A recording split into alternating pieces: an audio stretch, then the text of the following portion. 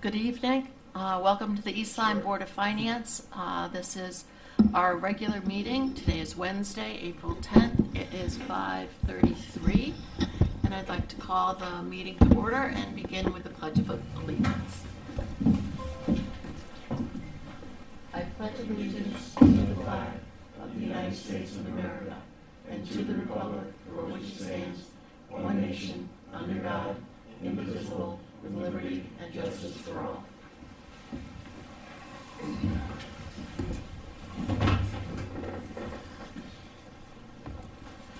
Next on the agenda is the approval of minutes.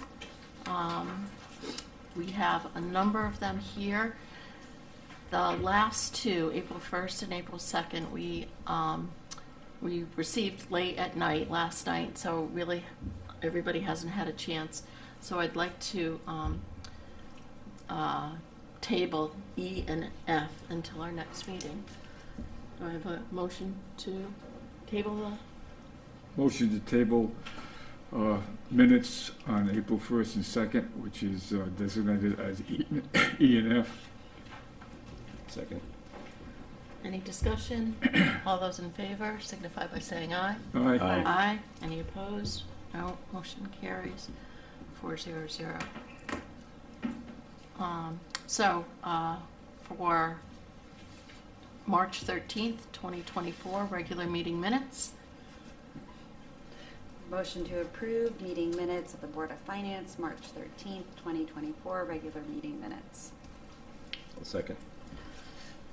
Any discussion? Correction? I just wanted to say I did call into that meeting, but it shows I'm absent. So I don't know whether I'd like to reflect that I was a part of the meeting. So I'd like to make that correction.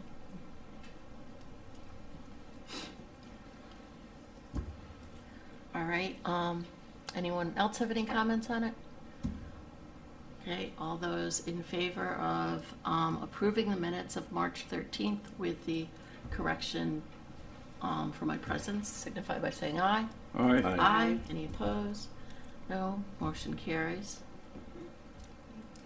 Motion to approve the Board of Finance regular meeting minutes, March 19th, 2024, or special meeting, excuse me. Second.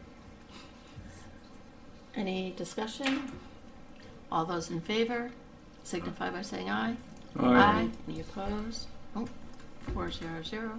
I'll make a motion to approve the March 25th, 2024 special meeting minutes. Second. Any discussion? All those in favor signify by saying aye. Aye. Aye. Any opposed? Nope. Also move to approve the March 27th, 2024 special meeting minutes. Second. Any discussion? Corrections? No. All those in favor signify by saying aye. Aye. Aye. Any opposed? No. Motion carries 4-0-0. I would just like to thank Brooke for all of her work doing all of these minutes. This is an especially busy time of year for meetings, so we appreciate her help with all this. Next on the agenda is delegations, where members of the public can speak to any item on our agenda this evening. Is there anyone who's... Oh. Okay, on to reports. Mr. Cunningham. Thank you.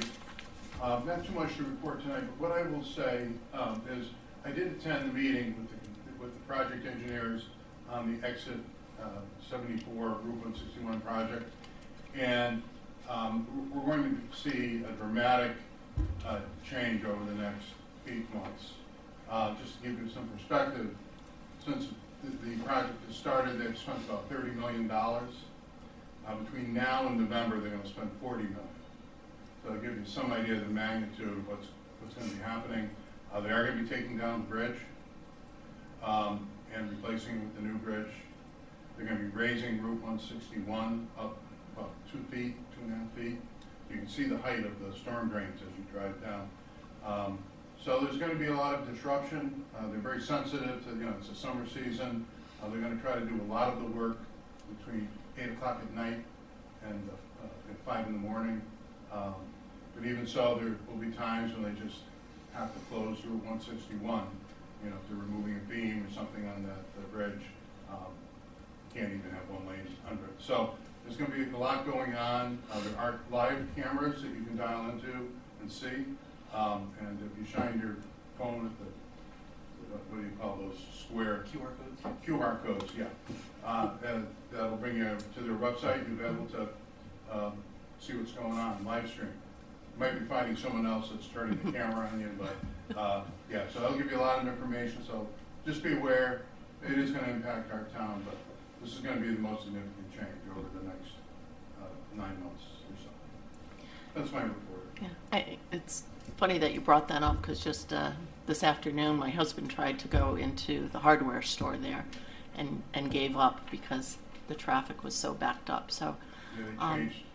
yeah, and so I'm just wondering if there's something we can do to reach out to the business, and I just worry about that. Yeah, you know, they're sensitive to the needs of, you know, the businesses along the road, and the project engineers are working with Public Works and the police. They're trying to coordinate as much as possible.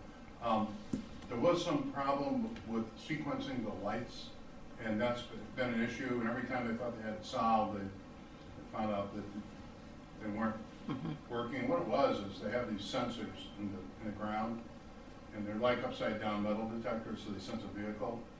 And what was happening was they might have some piece of equipment like a compactor or something next to the sensor, so it was making the computer think there was a line of traffic, and so it was changing the lights accordingly. So they finally figured out that's what was going on. So hopefully the coordination on the lights will be better.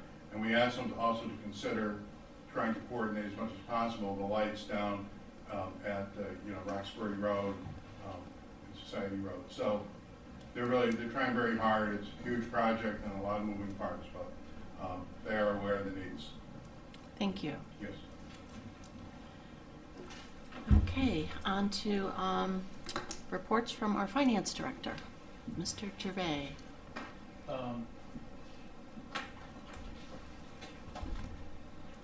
It wasn't on there. That's okay. The important people were listening down there. Yeah, okay. Well, I'm sure they picked up a few words from their mics, but so with everything going on with the budget, I haven't really focused too much on, to be honest, I totally forgot this was a regular meeting. I thought it was a budget meeting. So the only thing I will say, I'll have reports for you guys. The finance office is going to be publishing reports Thursday and Friday this week. Hope to put them on the website for everybody. I can share, I think I shared, stand by. I shared this with some other departments and commissions in town, so I'll share this with you guys as well. The finance office is going to be standardizing reports across town hall. And, you know, Kevin, I would just point out that when we reviewed the finance department budget last week, you pretty much gave us a full report, so Perfect. Yep, so the only don't thing, feel remiss. yeah, so the only thing I will, I just want to show everybody, and this is currently a work in progress, so if you'd like any other reports, let me know. We'll include them in there for the finance department to run. But so the ones in yellow are the frequencies. So like this report, projected budget versus actual through year end, you know, ideally the first one, we'd probably get it ready for the boards on January. First meet, so when we give you the budget, we'll give you a budget versus actual projection. So really this is, you know, tailored to how the boards want their information, right? General fund, you can see these are the reports we'd like to run for the general fund. Every other fund in town, we would like to do reports for as well. And there's, you know, we do have to report, you know, we just established the grant fund, so I have to report, I think, biannually or quarterly, I don't remember exactly what it said, to the Board of Selectmen. Also, you know, regularly update the Board of Finance as well. So all of these reports will be transparent, available for the public to see on the Finance Department website. So just as there's an agendas, meeting, you know, agendas, minutes, materials for the meetings, there will be a separate folder on the finance page for reports, monthly reports, just in an effort to, you know, increase transparency across town hall. Also, if anyone has any questions on what does the town have for funding for this, or the NIPS money or opioid money, it'll be a one-stop shop. Everyone will be able to look at the latest report, and hopefully it'll just streamline everyone's questions and things like that. Anyone have any questions or anything they want to add? So this will be on the website. We're hoping to go live with this this Thursday or Friday. Tomorrow, or probably realistically, we'll start on this on Friday. The only other update I'd like to give, fiscal 22, the audit.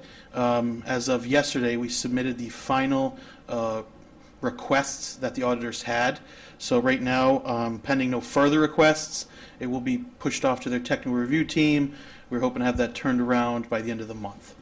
So we will have the 2022 audit hopefully end of April. That is our goal. It was the 17th, but that's a week from now, so that's probably a little unrealistic at this point. So 3 weeks from now, we hope to have the financials turned around for 22. And the day after, we start on 23. So, and the only other thing I will just apprise the board of, Dan and I were in a meeting earlier today with the Department of Public Health, and there's the potential, I spoke about this about a year and a half ago, if you remember. The Department of Public Health is going to write a letter to us, potentially asking to restate 2020, 2021, the single audits for the state and federal government. It took 18 months for them to reach back out, but they're now asking for that again. We appealed to the person's boss, and so we're going to see if we have to do that or whether we can make the correction in 2022 before we issue, and that'll remedy the situation. If not, it is about a $10,000 to $15,000 fee per year, so we're looking at possibly incurring $30,000. And this was just for classifying the grant. The drinking water yeah. between the state and the federal. So just moving it up here, you have to test. The testing for the federal grants is different than the state grants, and so our auditor estimated about $10,000 to $15,000 per year. So about a $30,000 liability potentially if the Department of Health and OPM say we have to reissue 2020 and 2021. So just want to keep that on everyone's radar. Because that kind of dropped off those reports I was doing when I didn't hear in a year, so I figured, okay, well they're done with that.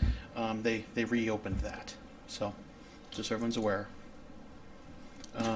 Besides that, I have nothing more to. Our new business. Sorry, I just saw that down there. I'll get that pulled up. The transfers, but we'll Yep. talk about that next. Yep. Anyone have any questions for Kevin?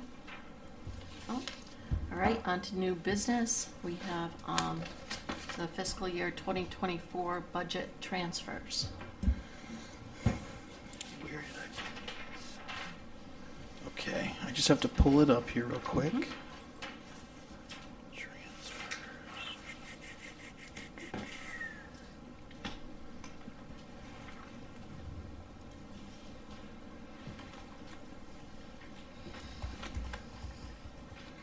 Just try to find this.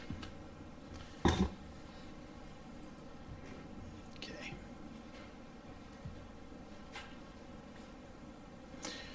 We're just opening it up now.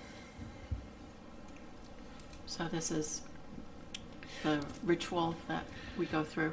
Yep, so ideally, we'd like to do this quarterly, just like a few quarters to put this together.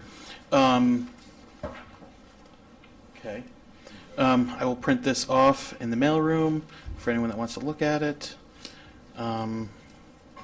So what we have here is transfers from each department. So for instance, like First Lyme Emergency Management Department wanted to transfer $220 from their telephone line to cover miscellaneous supplies.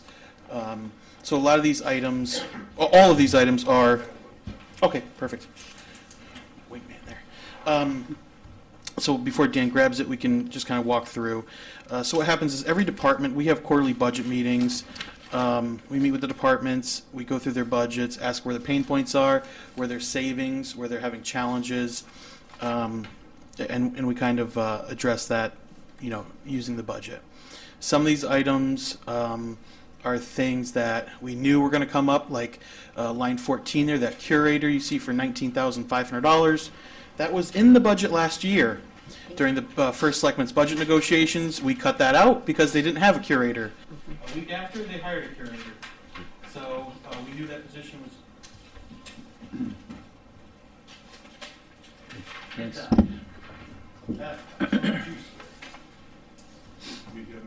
I think we have to get up and talk to him. Okay. Sounds like it's on. I think the battery's dead. I'll you have can I have a copy of that, Dan? I'll just get up there. Yeah. Okay. I think we'll just have to go up. I think this one works. Let's see. Can everyone hear me? All right, this one works. So just I'll grab my mouse too. Piecemealing this together. I'm going to relocate after the meeting, after this over here, so I have that mic. Okay, so just going through, everyone has a copy of this now? Mm-hmm. Do we have any questions or anything we want to talk about?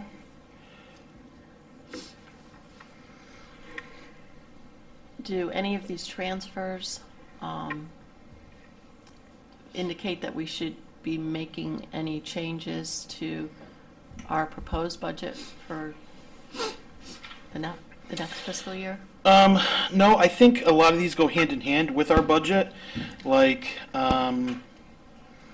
we've had this conversation quite a bit. 211 right here, Parks and Rec, part-time seasonal labor, right? If we look in the budget, we see there was a pretty big increase there for an ask. And that was really to kind of bring us in line with actuals a little bit, and where the department's headed. Jerry could speak more to that too. So I think this does a good job of when these were done. This was done in conjunction with looking at the current year budget. So I think there's a good we look at the current year budget and then look at the future year budget and make sure we're kind of we're jiving there. Mm-hmm. And then procedurally, do we have to read off every line item, or can we just? So the Board of Selectmen voted on the entire amount at the very bottom, the $270,000. Okay. I was going to say we'll be here all Good night. enough for us. Good Yeah. enough for us. Yeah. Okay. Does anyone have any questions? So just to let everyone know, the one line that's really driving us, that's driving the budget this year, is the audit services line. I think I spoke at the Board of Selectmen about that. So last year we did the 2021 audit, and we were in 2023. This year we are doing the 2022 audit. We're going to finish that in a couple weeks, get into the 23 audit. Audits are $80,000 a piece. So we're going to be picking up, 2.5 audits in 1 year. So that's why you see the contingency amount there. So we're paying for multiple audits in one budget year.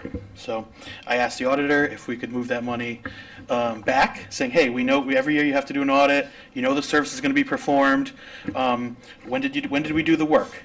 So I failed that test. So couldn't move it backwards, but I tried.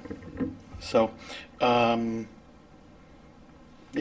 think these are run-of-the-mill. The very bottom ones there, the life insurance, long-term disability, we had to do a transfer to cover the actuals. And if you remember, if we go to the general fund 114 department, you'll notice there was a substantial increase in those two lines. That was to bring us in line with actual. Mm-hmm. I don't think we've been there in a couple of years. So.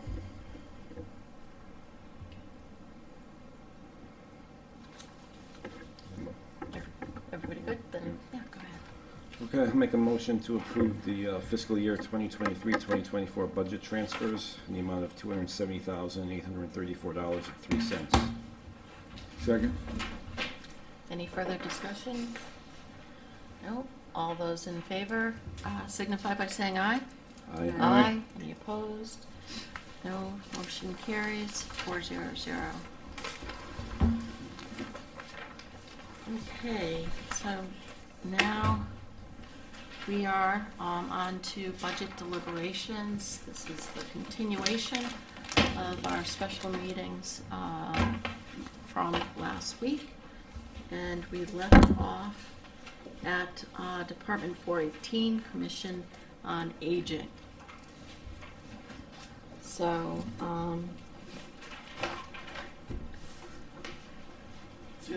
right now, this is looking like an 11.73% increase over last year. Did anyone have any points that they wanted to bring up here?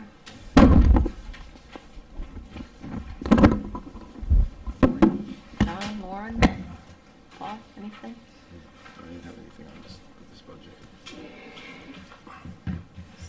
So I would say we've got it's a big increase, and my concern is that we can't keep increasing budgets by 11% each year, and so I was really hoping that I would hear more about what we were doing to offset some of the increases in, I would say, like the driver budget is going from 28,000 to 59,000, so a 108% increase. I asked if there were any means testing, or whether all these rides are just open to anyone who wants them. And I feel like we're not being a good steward of our taxpayers' money if anyone can just call and say, I need a ride. Why wouldn't people take advantage of that?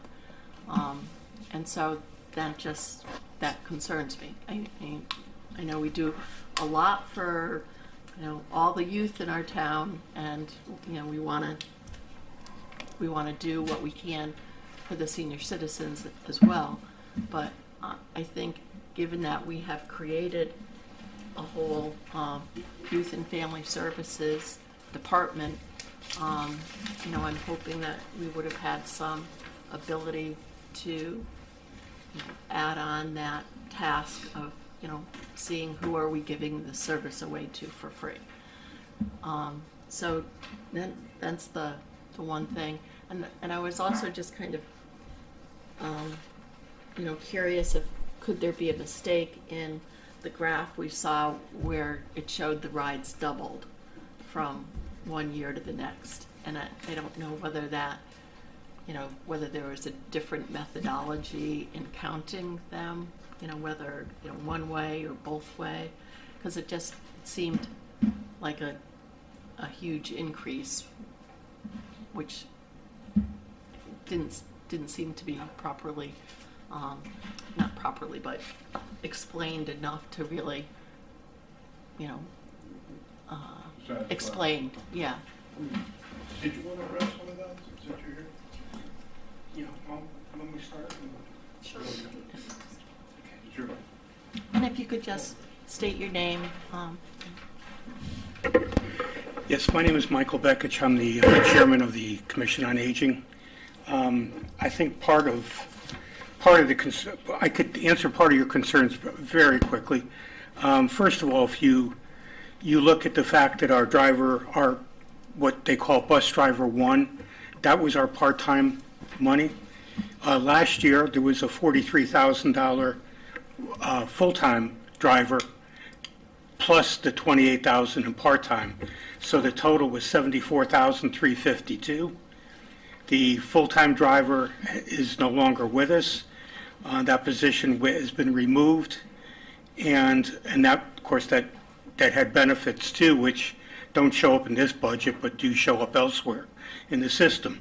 So effectively we dropped our driver hours from 74,352 plus benefits to 59,873 without benefits. So there was a $15,000 savings there plus. The 311 account, and this is one where Kristen may be able to answer more clearly, but that account formerly had the driver, the full-time driver in it, but now it includes the our social worker, which is in there, which half the year is paid for by the ARPA grant, And the second half of the year, we share that cost, her salary with, between ourselves and youth services. So, you know, the reality is, I just wanted to, you know, I know your concern is about the drivers. Actually, we're down $15,000 in drivers, plus the benefit package that goes with that. The other was the ARPA funded social worker for all of last year, and will be half of this year. And then the second half of the year, we're picking up those costs along the way. So that's part of the we're now absorbing the costs that come out of that. But we have tried to cut back on drivers and everything to try to mitigate those issues. And the second part, the lower section where you see things going to zero, those we have worked out with through the first selectman and the director of finance. We are taking monies that are going from our grants to pick up that program portion of it. So that's why there's, you know, a substantial drop there. So we're funding those from other sources now to try to bring the budget as close to the line as we possibly could. And so I guess just the question then, would you consider, you know, trying to do means testing with any of these, you know, services that are being offered? I'm sorry, I don't understand your questions. I was just wondering whether you, as a department, would consider means testing, determining, you know, what level of need.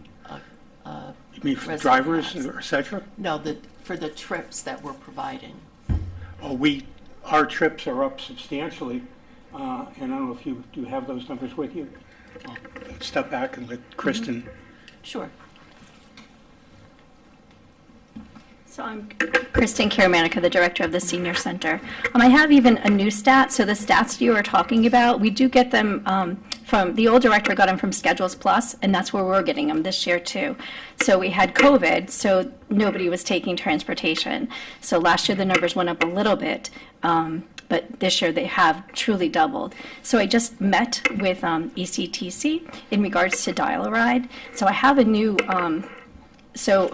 there's 85 folks from East Lyme that use Dial-A-Ride, which is in addition to our buses. And sometimes they call us and we have to say no, so they use Dial-A-Ride. And I have a graph. I wish I had a copy of this. But out of the 12 towns that participate in the Dial-A-Ride, we're the second largest user out of the 12. So, and unfortunately this year we have 12 round-trip rides with Dial-A-Ride. Next year, with funding, they may cut it to 10. So next year, I think there's going to be even more people that are going to be needing to use our services. So, and as far as people calling to use the bus, I don't know what method we would use to do the means test, but I do know most of them are in the senior housing complexes. They don't drive, they don't have families. Again, like we get to know the people. We see the ones that come from the energy assistance or the renter's rebate, and it seems to be a pattern using the same, they need the transportation. But we are more than willing to do that. I just really, hope that we can continue to, because it is a need. And we are getting a new bus in July.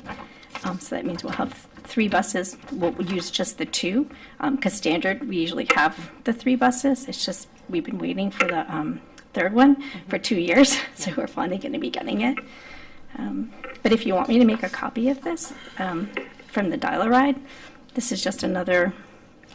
Or you could email it to Kevin, Okay. and he can provide it to Do you have any everybody. more questions? Did that answer your question? I have a question. Sure.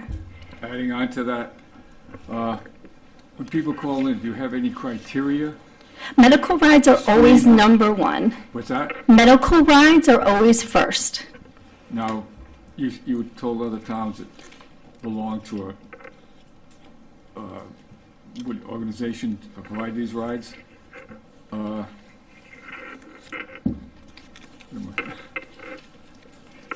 How do you Yes, so we also have the how do you determine if somebody's out of that area? I mean, We only seems to me we like drive in our area, which is we drive to New London once a week, and Waterford and Old Lyme. But that's Okay, we don't go outside of our area. Clarify what I'm trying to say here. If somebody calls in, I mean, anybody can call in and ask for a ride. How do you determine if that person is legit as far as needing a ride? I mean, somebody could call in and say, I live in East Lyme and I need a ride to downtown Niantic. And you don't know. Do you Right. ask any questions like the name, address? Well, they phone fill number out forms for our transportation, so we Ahead of have time? all that. And ahead of time? yep, oh yes, we have everybody registered. Okay. That answers my question, because Yes, it seems to me you have to have a... everyone's registered. Okay. All right, thank you. You're welcome. Okay. Anyone else have any other questions? I will point out that both Jay and Rich, we've spoken, they didn't have any questions for you, but they could not be here tonight, so. And I did average today before I came. So far this year, we're averaging about 245 people a month. Thank you. So I appreciate that Okay. feedback and added All right, information. thank you. I don't have any cuts that I want to propose. So everybody good with? So motion to approve this budget as is. Second. All those in favor signify by saying aye. Aye. Aye. Any opposed? No. The motion carries 400. Thank you. Thank you.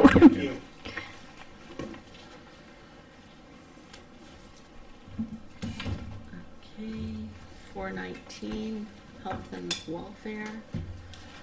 This is just a B&A of Southeastern Connecticut, a $10,000 total budget. Does anyone have anything they want to do there?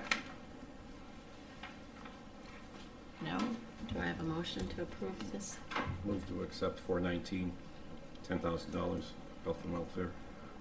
Second. All those in favor? Aye. Aye. Aye. Any opposed? No. Motion carries 400.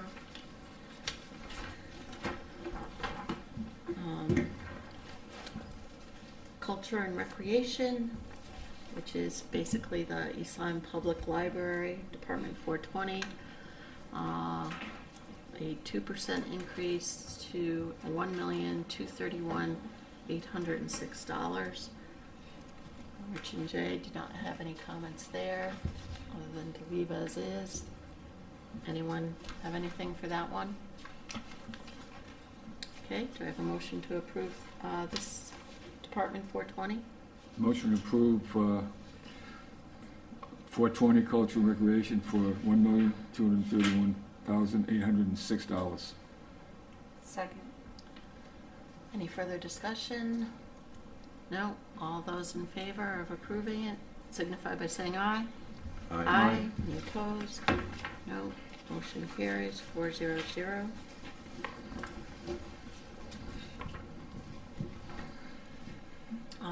On to 421, Parks and Recreation. So this right now,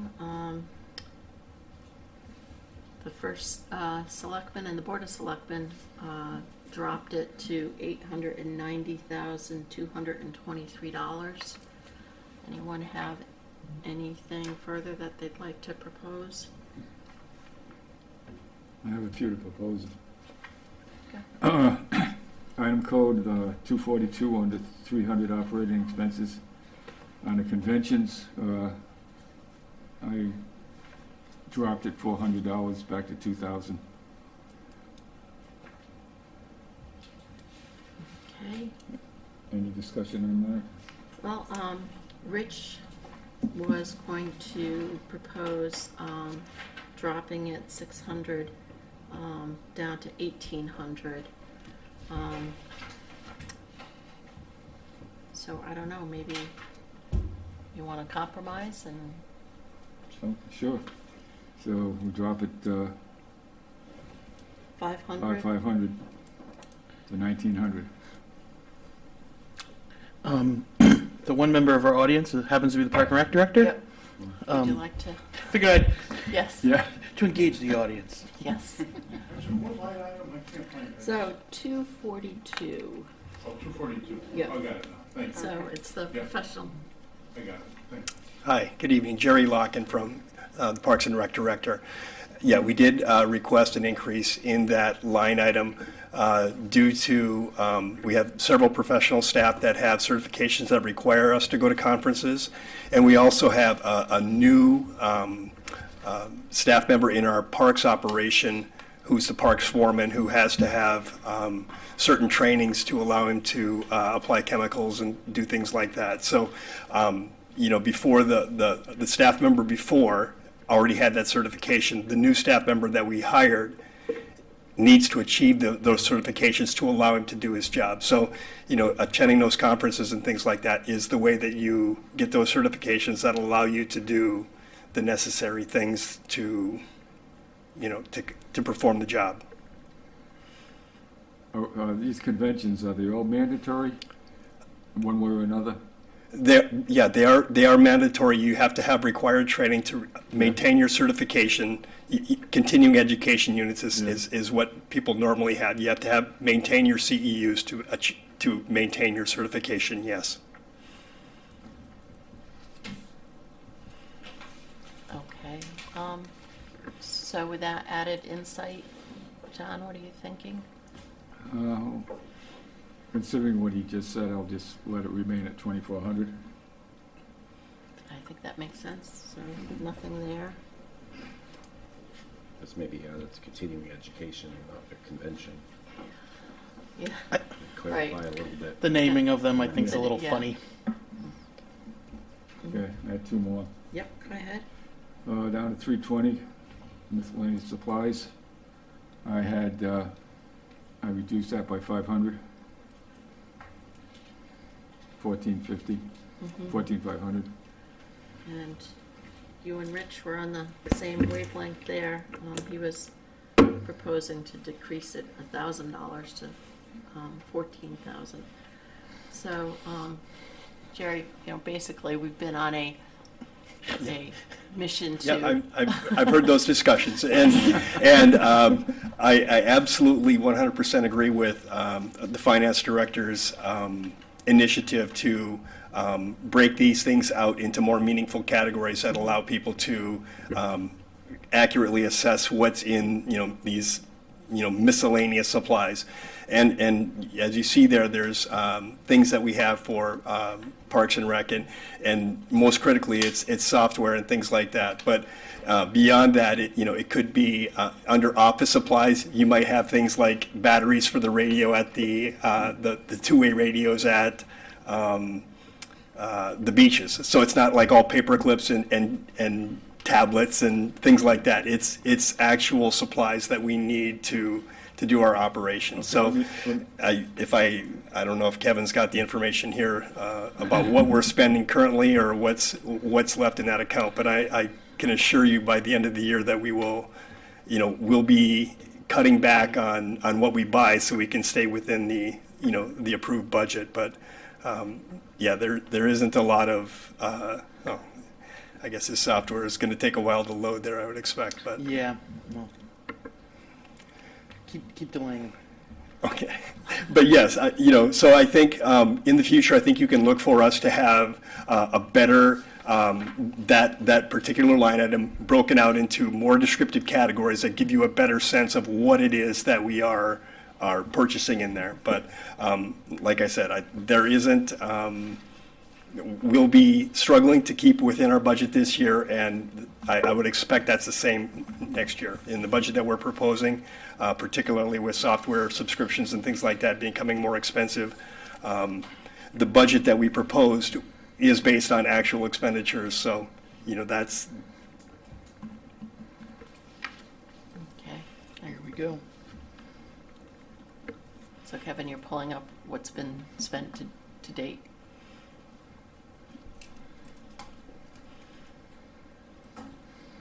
So to date, we've spent $12,314 out of that line.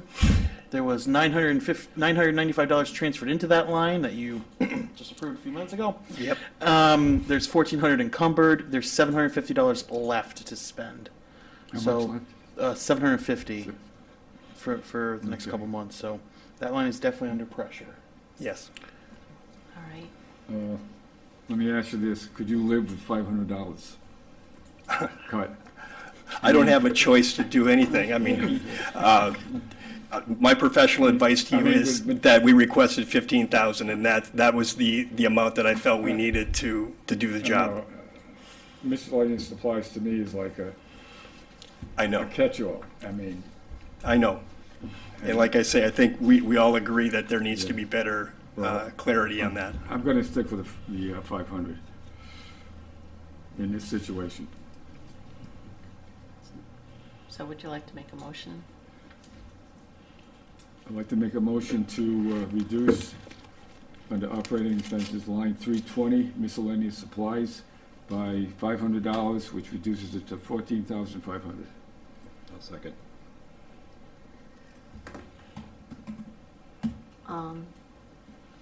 Any discussion there? I will say, Rich wanted to reduce it 1,000, so I feel like the 500 might be a good compromise. So, all those in favor of reducing it 500, signify Aye. by saying aye. Aye. Aye. Aye. Any opposed? Nope. Motion carries. Thank you. I know it's Well done. hard, but it's, No. okay, no, Oh. so there's still more. I Just one I feel more. badly that, you're here and making a good case, but Sure. Yeah. we're trying to do what we can for the town, and It's line 335 materials. The proposed budget was 60 grand, $60,000. I reduced that by 1,000 to 59,000.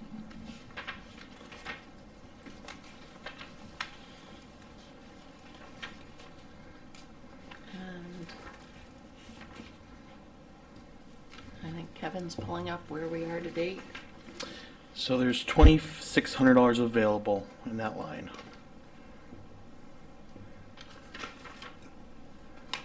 So Because we I spent just- 33, we have 16 encumbered. Yeah, the materials line I think that we're talking about there is all of the supplies and materials that we purchase to maintain our parks. So you can see their ag products like fertilizer, seed, sod, lime, earth products, soil for infields on things, paint, restroom cleaning supplies. I will note that the hole-in-the-wall restroom is now open 12 months of the year. 12 months of the year, instead of a 3-month operation, we're operating 12 months. So, there are increased costs associated with doing that. There isn't any product I see on that list that costs less today than it did a year ago. And, if we want to maintain our level of service, that's the bread and butter of our parks operation right there. Kevin, how much has been spent so far? So between spent and encumbered, hold on here. Between spent 33,000, encumbered 16,000, there's 2,600 left. And do you find that you use more materials this time of year? Right now is absolutely the peak of our operations. So in the winter, we don't buy fertilizer and things like that. Right. We put those things down in the spring and in the summer. And, the painting the fields and things like that happens in the summer, spring and summer. I'd like to hear comments on this from the other board members Let's see. before I make a decision. Rich and Jay did not have anything that they wanted to do with this line. I have to agree, we are in a very inflationary, even inflation is compounded, so even though we say, oh, CPI was just a, 3.5% today, when top we of the look 7. over. Yeah. So, and I do think it's something that we're all proud of, how the town looks to our residents and to visitors. And, you know, you don't want to go into a bathroom and there's no toilet paper. So, you know, those are the things that stick out in people's minds when they, you know, bring their family to the boardwalk. So I think. Well, my other comment would be, the total budget is $890,000. I would think that if you got low on funds to buy materials, you'd be able to find $1,000 somewhere in your budget to cover that. I guess I would point to the fact that, you know, the budget that I proposed was $970,000 that was reduced by the first selectman and the Board of Selectmen by, you know, $80,000. Right now, you know, we've had discussions, and a part of those transfers that you already approved, things like seasonal wages and things like that, you'll see that the seasonal wages increase that we proposed that would allow us to maintain the parks in the way that they should be maintained, you know, was cut.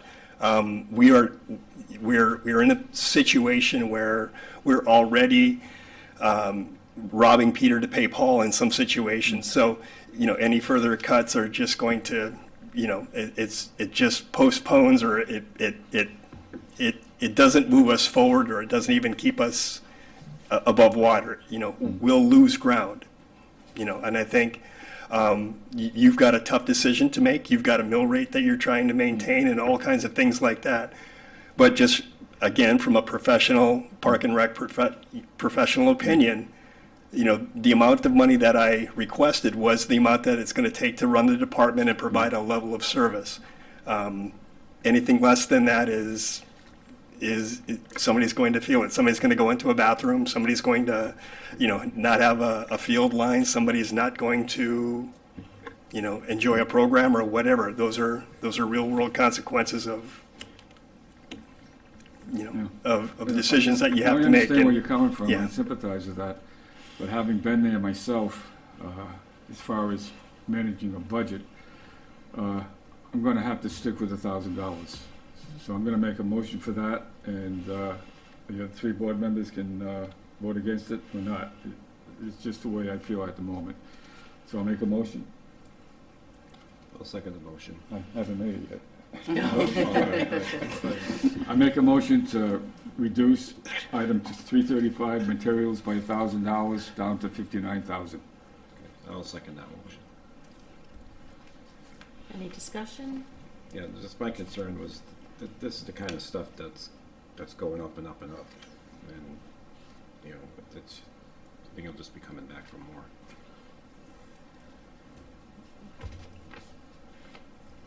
And I kind of agree with that. I appreciate what your thought process is too, but I just also find it hard to argue with knowing what the inflationary environment is. That's fine. Okay, so we'll call the vote. Okay.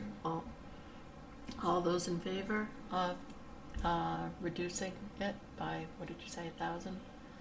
Aye. Any opposed? Nay.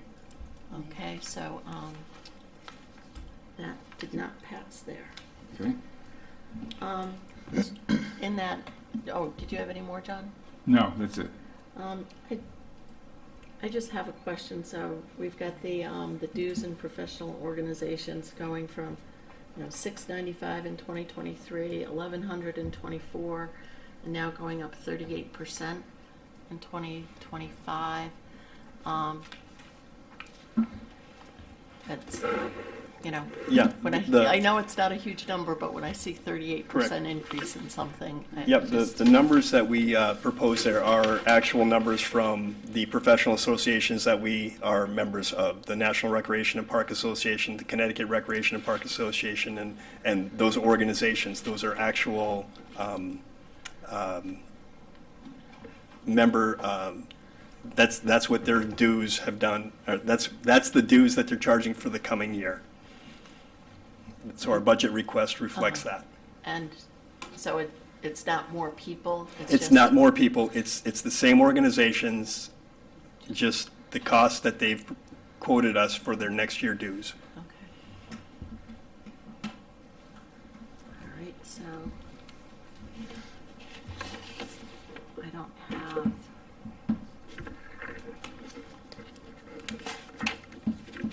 anything else that, just another, a question on 412, the part-time seasonal labor. That's also showing an increase of almost 30%. Yes, and as the first selectman would tell you, that was one of the first discussions I had with him. Our parks operation has a lot of duties, and just maintaining parks is one thing, but we also maintain, as we've, I think you may have heard us discuss, that the other town properties that we maintain are historical properties. Seasonal employees are really, we utilize them heavily. So when we send out our parks crew to go do this work, there's seasonal people that go along with and assist.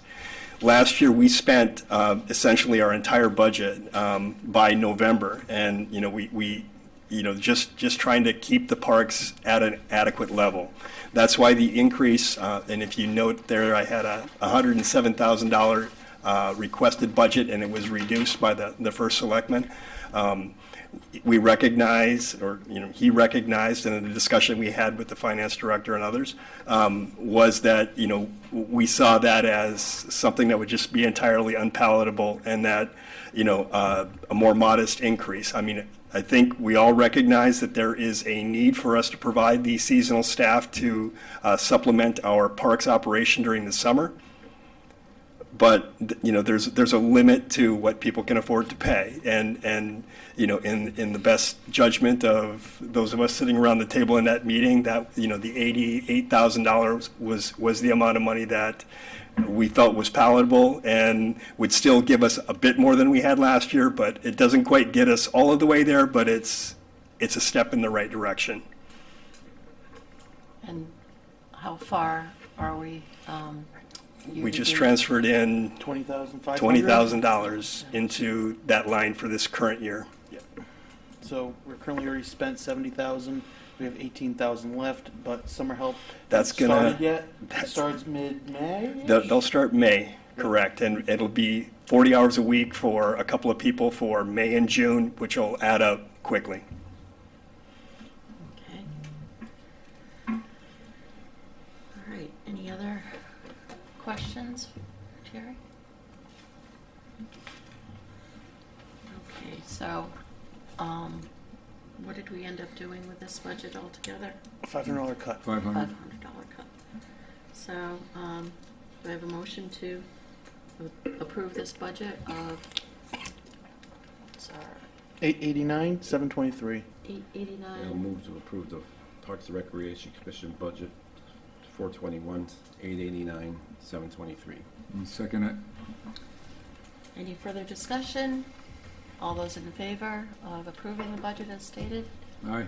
Aye. Any opposed? No, motion carries 400. Thank you.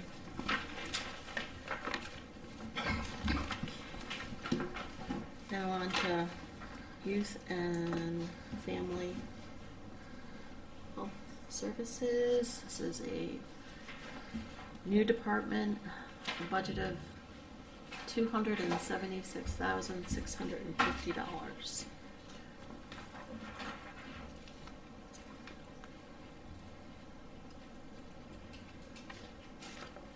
So, Rich had suggested decreasing line 242, professional conventions, conferences, reducing it to $750. Said they didn't think there was the need for a national conference, and maybe only one person could Denise, attend. did you say by 750 or to 750? I thought I heard you wrong. Decrease line 242 by $2,215 to $750. Okay, just wanted to make sure I heard Yeah, you. and I'm going to double check because he also texted it to me too, so just to make sure I read his text correctly.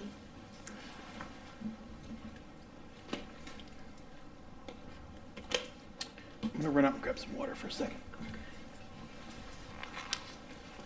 So,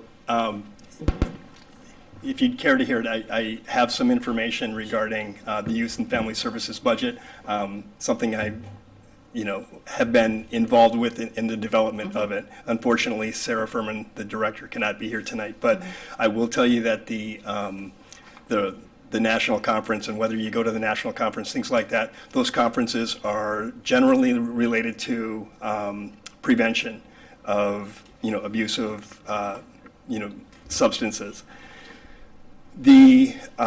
And in some cases, the grants that we get for the Drug-Free Communities Grant or other things, attendance at those conferences is one of the requirements of obtaining those grants. I would also say that we're hiring a brand new prevention wellness mentoring coordinator. That those staff members, as you bring them on, in years past, we had one part-time person going to these things. Now we're going to have a larger staff, and sending those staff to get that professional training, to talk with other municipalities who are addressing the same issues that we're experiencing here in East Lyme.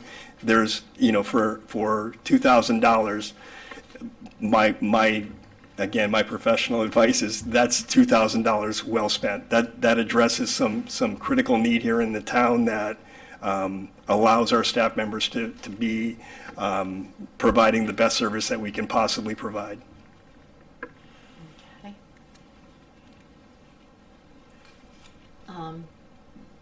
Good question, just, that new staff member, her salary, is that included in the $126,000 between 211 and 311?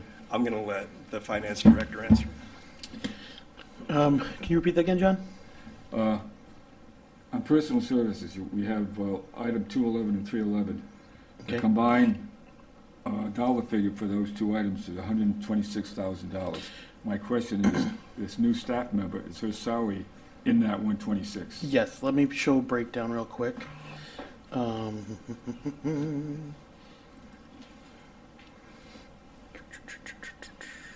how much is that? Stand by.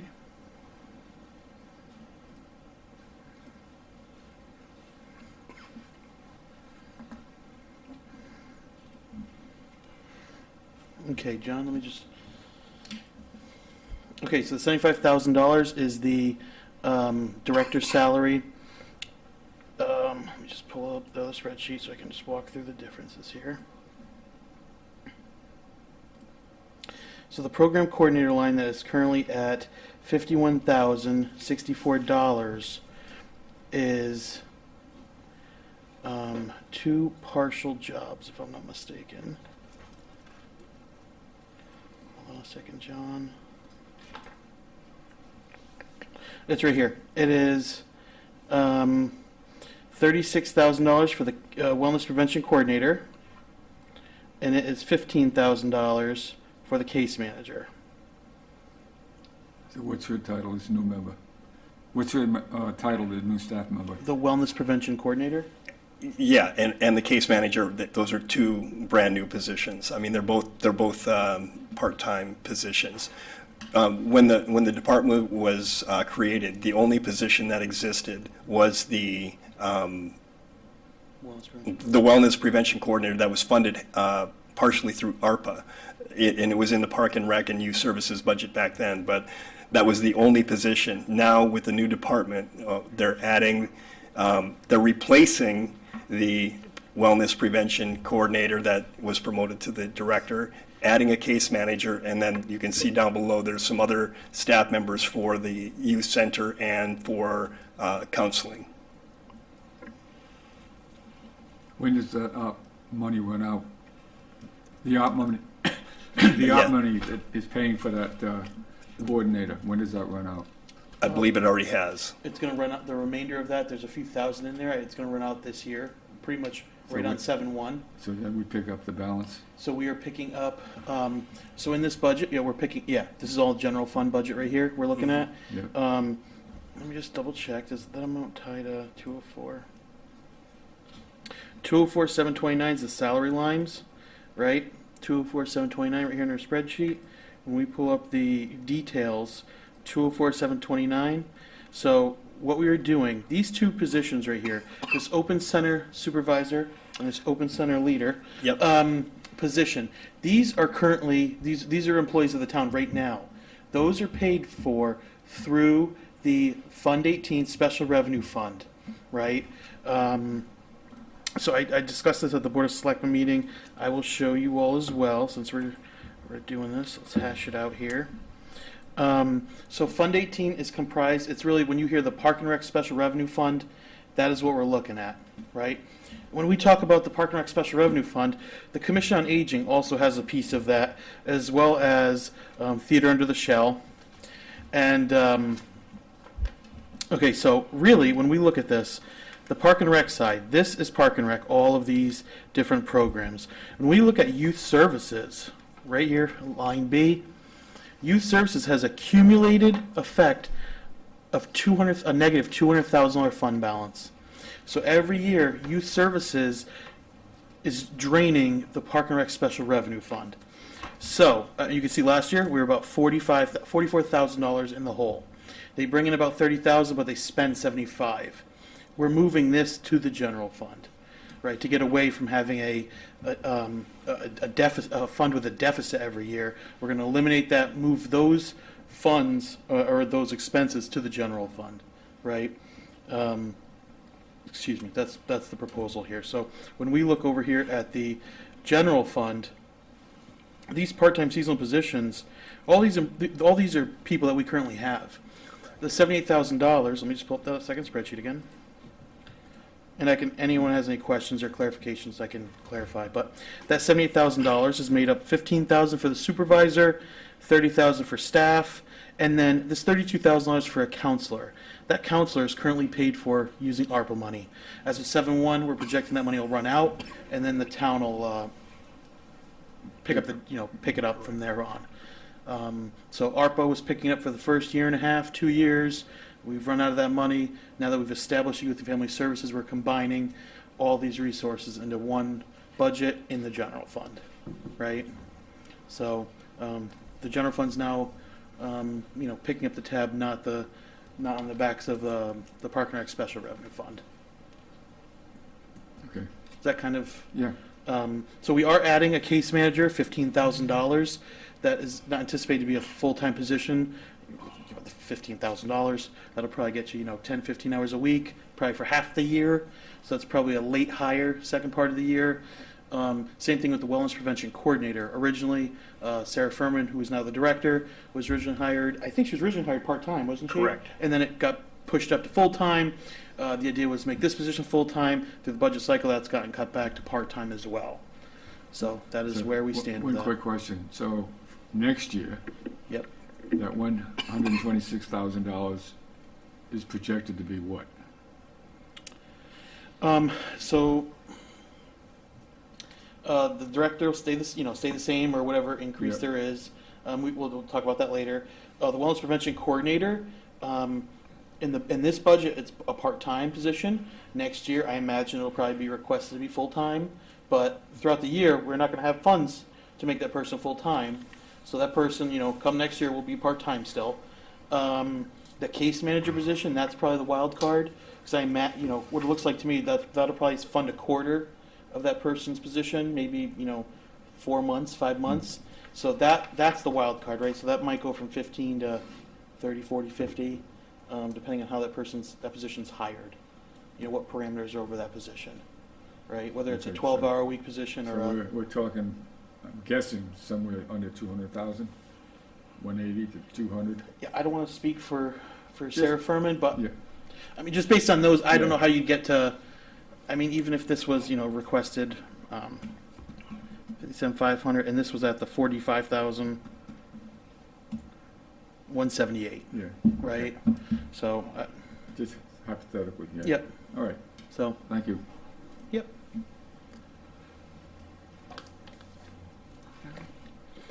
Any more questions for Jerry or any? All right. Do I have a motion to approve the budget of $276,000 $1,650. I'll make a motion to approve Youth and Family Services budget of $276,650. I'll second. Any further discussion? All those in favor signify by saying aye. Aye. Aye. Any opposed? No. Motion carries 400. Thanks again. Thank you, Julie. Okay. So that brings us to the end of the departmental budgets.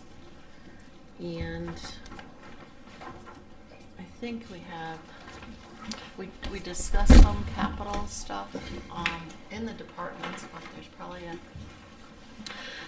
So there's a a, few more that we need to. and I don't know what we, I don't know if we voted on that 690,000 on the Board of Ed. I didn't see that in my list. Okay. I'm not quite sure. I know everyone discussed the cut. We Yeah. talked about it with everybody. I don't believe that was ever voted on, so I think maybe just procedurally, we vote on that as well.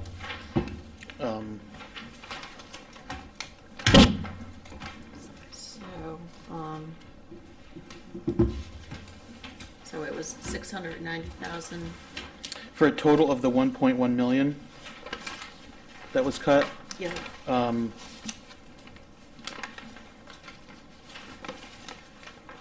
And Yeah, so here's just the housekeeping item. I don't know how we Yep. want to do it. The 410,000 was identified when they presented the budget to the Board of Selectmen, but the Board of Selectmen didn't make a cut.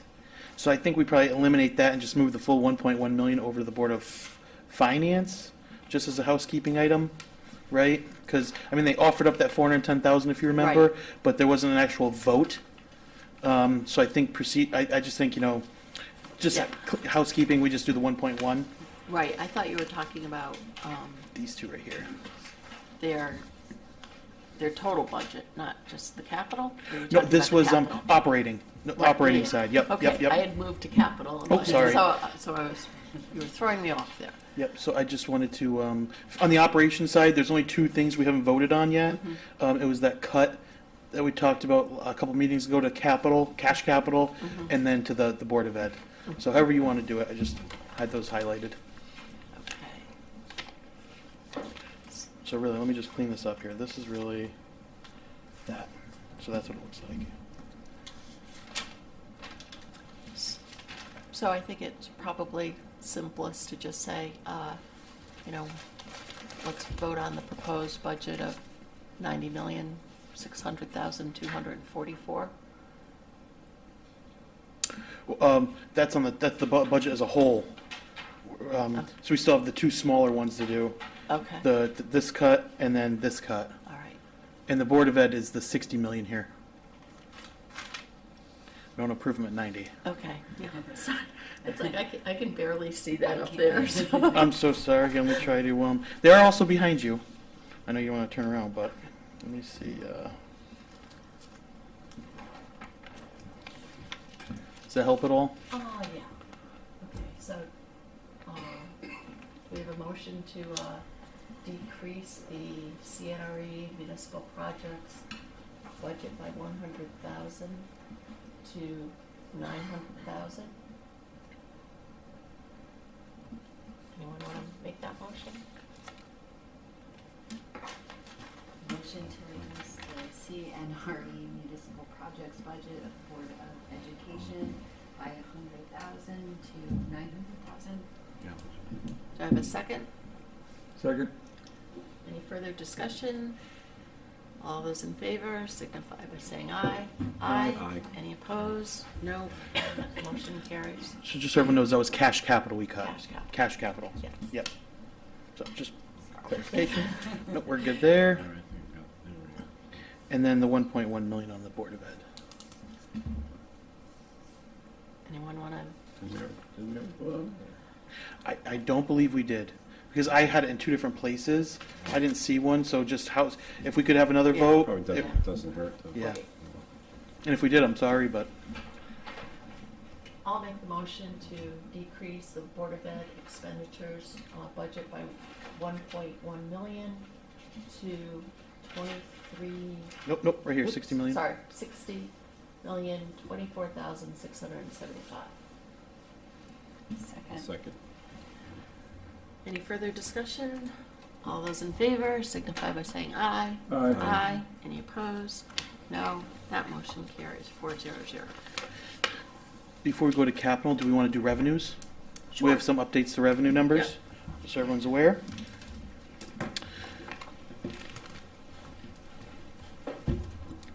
If everyone's there, we can turn our attention to the building permits.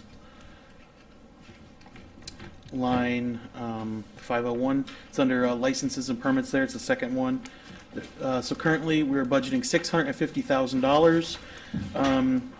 As some of you may know, earlier this year, the building official went before the Board of Selectmen and got approval to increase building fees by about 30%. And it was, so just so everyone knows and people that listen at home, the town was lower than regional towns around us by a significant amount. We are still lower. There's a talk, we might do this again and do a couple dollar increase on building permits. It's based on per $1,000, I've learned. So this year we increased our building permits to bring us closer in line with regional communities. So we increased them about 30%. That increased our building permits this year already. Our building permits this morning were over $723,000.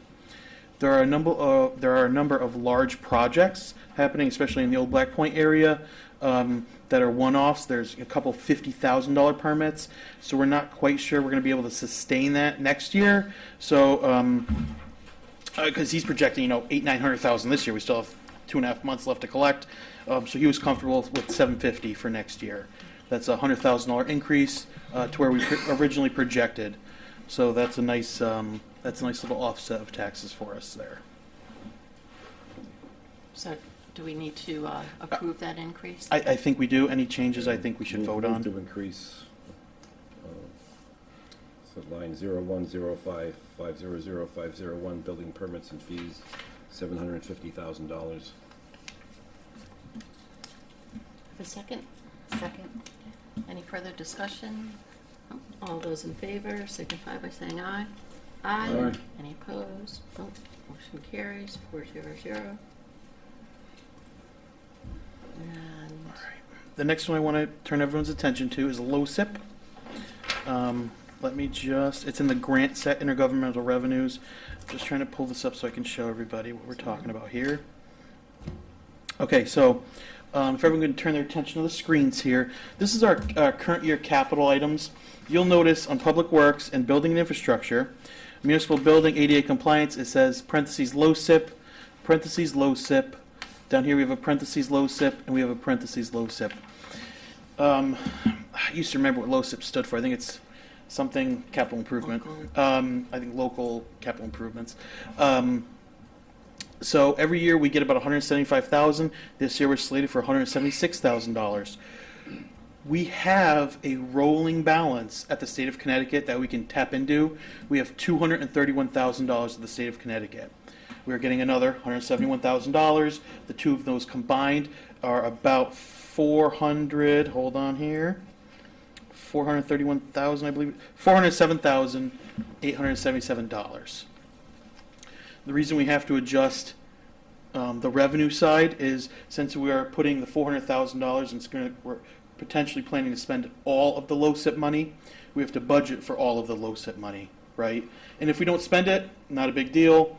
It stays up there. Correct, right? So this is just another housekeeping item, right? We know we have $407,000 of LoSiP. Let's put it in the budget so that way, if we know we have the projects, if we have the time for those projects, we have the approvals already ready to go. So, and then let me just show everybody so we can tie back to that 407.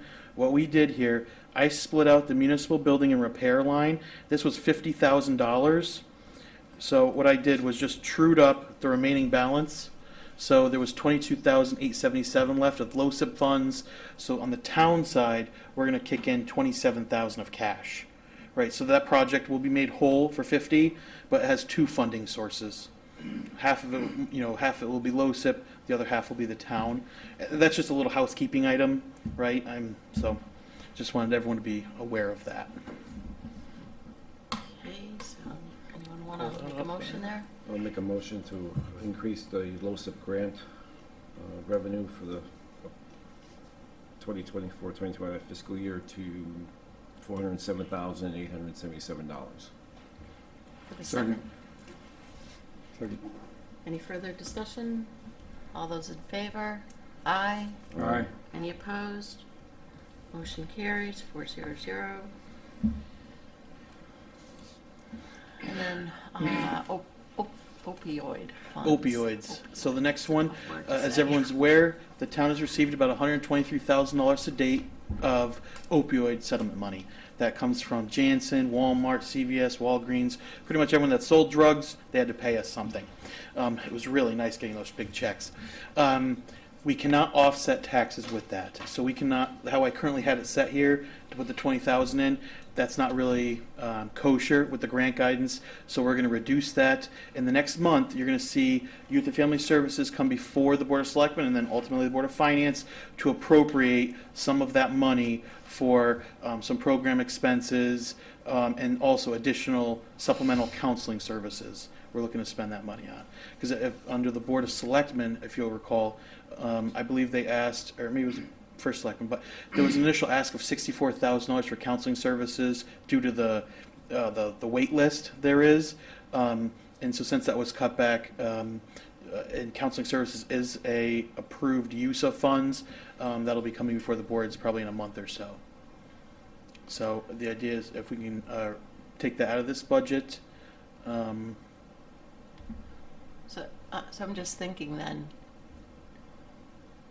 what fiscal year will that take place in? Like, should we add the 20,000 over to the Youth and Family Services budget now?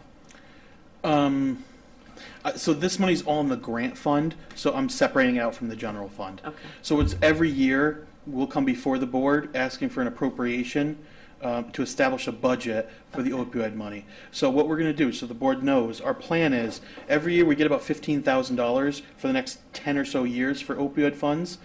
We already have about 125,000, I believe it was. We're looking to spend about 24,000 a year of that money for the next 10 years or so. So additional programs, additional events, and supplemental counseling services was the initial plan as of our meeting last Wednesday. Yeah. Last Wednesday we had a meeting with Youth Family Services, the director and the commissioner, and so that was our agreed upon kind of use of those funds for the next 8, 9, 10 years. Okay. Sure. And, it's a legitimate way to use that money, so there's no question that, it fits in with the requirements of the opioid, can't say it, grant. So it solves their problem a little bit on increasing their services without affecting the general budget. And so I think we achieve what we need to achieve doing it this way. Okay. Anyone want to make a motion? Make a motion to reduce the opioid settlement fund revenue for the 2024-25 fiscal year to zero. Have a second. Any further discussion? All those in favor? Aye. Any opposed?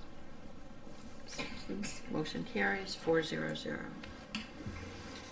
Next one I just want to turn everyone's attention to is the conveyance tax from the town clerk. We were running pretty strong there for a while. You could see during COVID, she collected almost $1 million in 21-22, $500,000 in 22-23, and we hit a cliff. This year we're hoping to get to this year we're over the 325. We're pushing about 350, but you can see if we look at a month-by-month summary of that line, it is just falling off a cliff. So now I believe we're under about $20,000 a month, which is about $250,000 a year. So we're reducing that from $400,000 to $375,000, hoping for an uptick in the spring, and also large. If there's a large sale of a big building, because this is all. So there's a portion of a building when you sell a property. A portion of that goes to the state of Connecticut, and then a small portion goes to the town. So that's what this money is. So the plan is to reduce it by 25,000 to 375, which is looking to be on target for where we currently are. Okay. Well, the 2122, that was from they sold the apartment the and condo gateways, units right? up on Main Street to the real estate trusts, they sell them back and forth. Yep. And when they So paid the that- 2%, That'll probably happen again in another 5 years, the way those guys operate. But let's hope next year. So that's really just to bring us to actual. okay, I'll move to reduce the conveyance tax line 0105 500 505 for the 24-25 fiscal year to 375,000. Second. Any further discussion? All those in favor? Aye. Aye. Aye. Any opposed? Motion carries 400.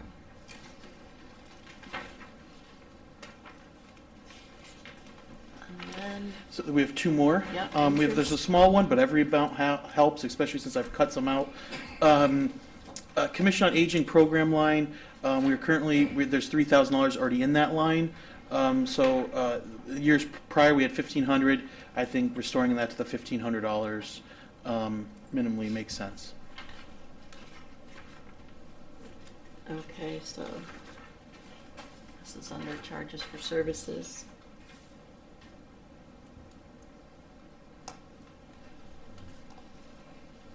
I know it's a rounding error, Yeah. but Okay, I'll move to reduce the Increase. revenue line Increase. increase 0108 800 818 for the fiscal year 2024-25 to 1,500. Second. Any discussion? No. All those in favor? Aye. Any opposed? No. Motion carries 400. all right. The next one I think everyone's going to like. Interest income. As we saw today, the CPI number was hotter than expected, so we're not expecting the Fed to touch interest rates for a little while. So I think we can kind of be a little less conservative in our interest income calculation with conversations with the Board of Finance chair. I think everyone's in agreement. $1 million is within reach as long as the interest rate just doesn't drop off a cliff on us. And where are we to date? We're over $1 million. We're right around $1 million currently, and we still have 3 months of the year. So I think we're probably going to end up, high 1.1, maybe 1.2 this year. Yeah, I don't see a rate cut this year. Yeah, or not anytime soon anyway. But this budget, just so everyone knows, goes to 6/30/25. So we're looking, 14 months into the future. So just so everyone's aware, if we did miss the mark here. So. All Okay, right. I'll move to increase the interest line 0107 700 000 to $1 million for the fiscal year 2024-25. Second. Any further discussion? All those in favor? Aye. Aye. Any opposed? No. Motion carries 400. Last but not least, attorney fees. Prior year, it was $2,000. We cut it back to $500. Over the last couple months since we've done this budget, we got $1,500 more of attorney fees that came in, so I think the $2,000 is reasonable. So it's at 500 now, so you're going to go 2,000? Correct. Going up, 1,500 to 2,000. Okay, move to increase attorney's fees, revenue line 0101140103 by $1,500 to $2,000 for the 2024-25 fiscal year. I'm sure, how does that become a revenue stream? We were earning money from, how does that work? This has to do with the tax collector charging fees. Okay. If we have to chase you and things like that, Gotcha. we come for you. We send the attorneys. That's where I got you. So it's a very minimal. There's only a handful of them. No, I had a reverse in mind, okay. Yeah, they pay us. That's the only time they pay us. All right, and then, the only, I'm sorry, the last one I didn't mark down here, ambulance subsidy, the firemen.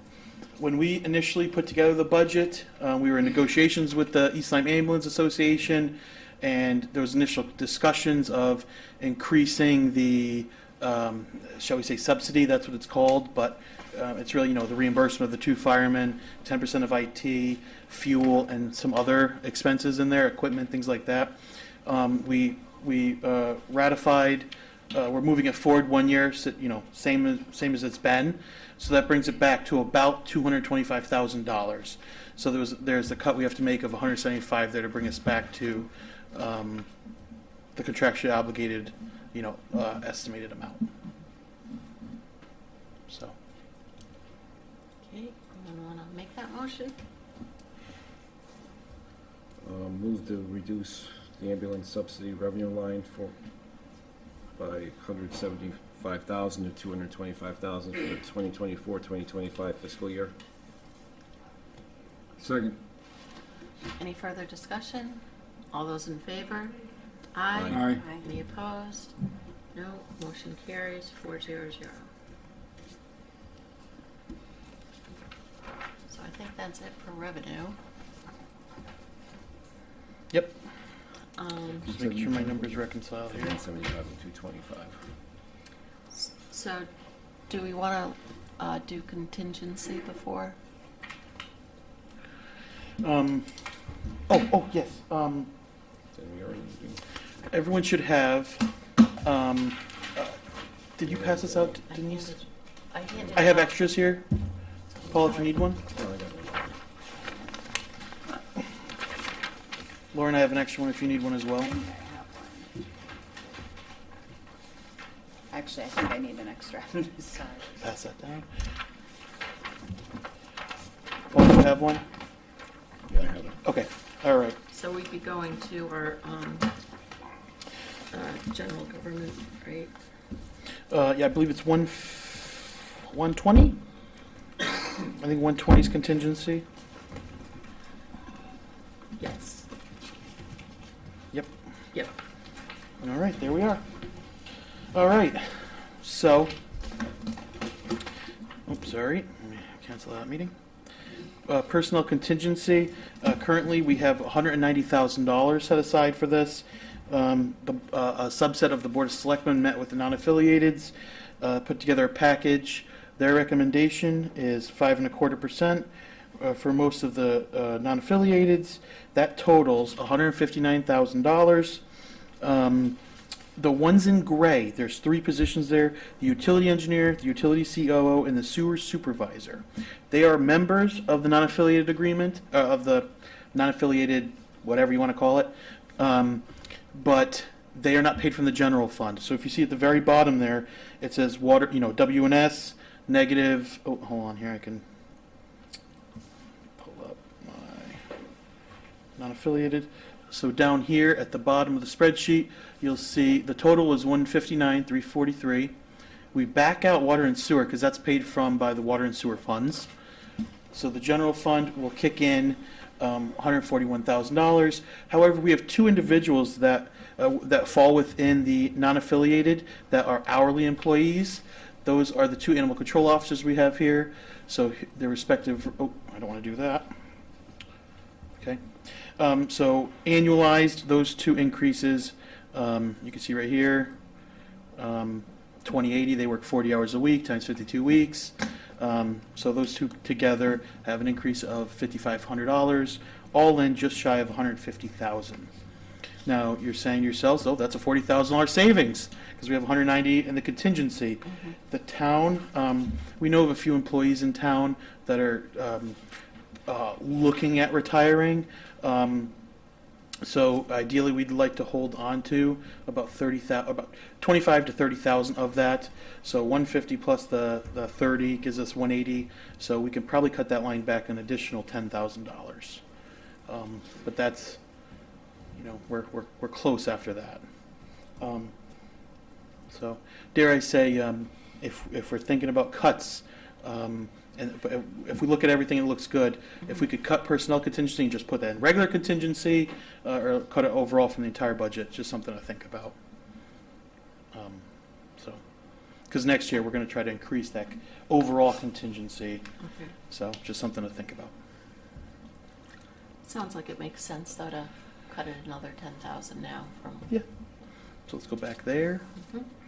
Anyone want to make a So we're motion? going from 200,000 to 190?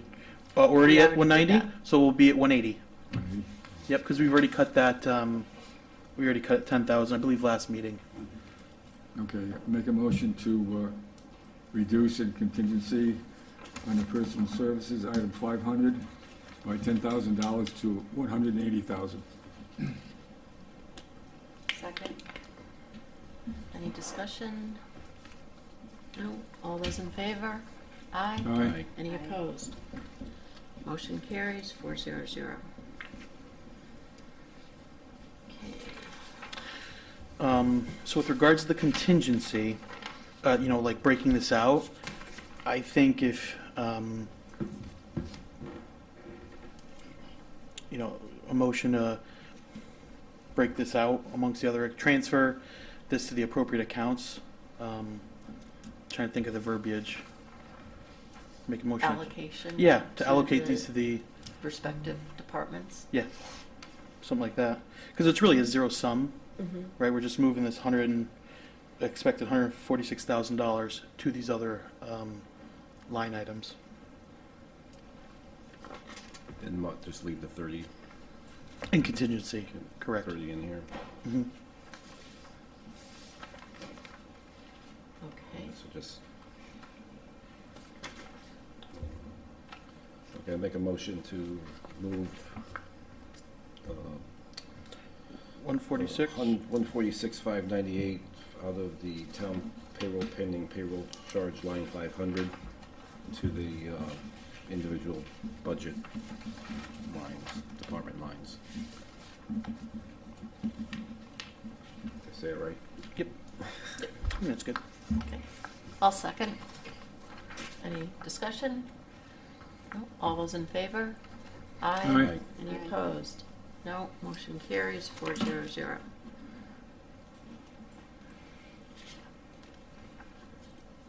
All set with contingency? Let me just mark these red so I know I gotta do something there. Okay. All right, so do we want to see where we are, where we stand right now? Yeah. Okay, so all the cuts we've made, town side we're at just under 6.5%. Board of Ed, Board of Ed we're at 387. Debt service under 9, 80% for cash capital.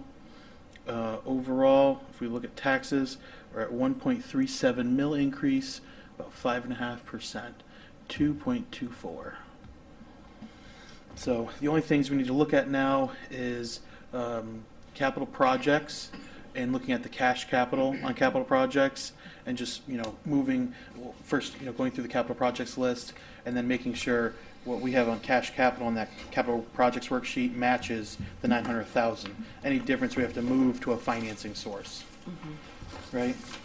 Jerry, I have cough drops in my office. Okay. Poor guy. Does anyone have any questions on this? Do you want to just, I have cough drops in my office. Yeah, if you walk right in there. You sure? Okay. do you want to just show the mill rate example there? Oh, yep. So hold on, I make sure my formula matches, and it does. This is 2.4. Get accused of having wrong mill rates. Okay, so here we go. If your house is valued at $500,000, your assessment is $350,000, you will pay $40 a month in increased taxes. And that's probably right around, I think it was like 455 last time I looked, was the Zillow estimate. So that's right around that threshold. It's about $40 a month increase. About $10 a week. And $8 a week. And this is, in your summary, this is also showing a use of our fund balance. Correct, 1.5 million of our fund balance. Which would show 2 consecutive years of a decreasing fund balance. Correct. I believe I passed, Yeah, you passed that. everyone has that work paper? Yeah. Yeah. Yeah, so this year we're projecting to end about 12.5%. And then we're going to hit it again for 1.5 million. So, something to keep in mind. Do you want to play with that a little bit and see what that looks like? Yeah. What are your thoughts? I just, we do a lot of things to try to help with our rating, with the rating agencies, and Yeah, ideally tapping that's got to into be the fund zero. balance is typically frowned on. Very frowned upon. Yeah. So yeah, ideally that has to come down, to close to zero, because they don't like to see you raiding the piggy bank to fund operations. In the past couple of years, it's been fine because we've had these unexpected revenues that we've been uncovering. The first year I started, we found the motor vehicle supplemental, then we had the increase in interest. That itself negated the entire use of fund balance for that year. Next year, now we need to use 1.5 million because we've uncovered all those unexpected revenues. There's no more money under any rocks. We've lifted every rock in the parking lot. And so if you zeroed out our use of the fund balance, what does that do to the? So that's about $500,000 itself. If you think of a mill at 2.8, so I bet this pushes it to like 1.9. I'm good. So, but I know 1.9 is a high mill rate, but that would totally get us off use of fund balance in the future. That's huge. So.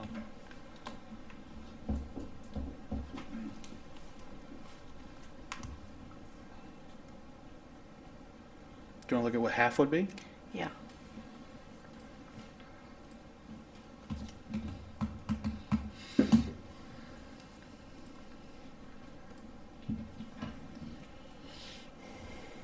Mill rate example. $8 a month increase.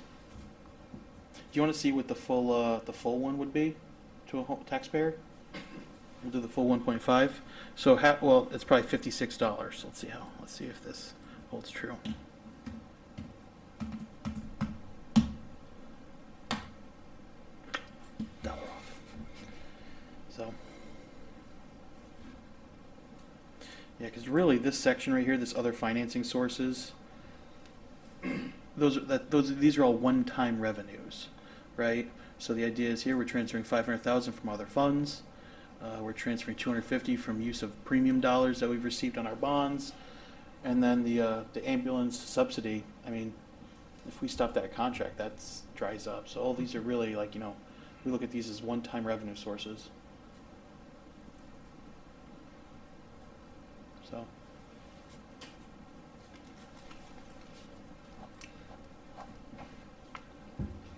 Anyone have any thoughts on the use of fund balance?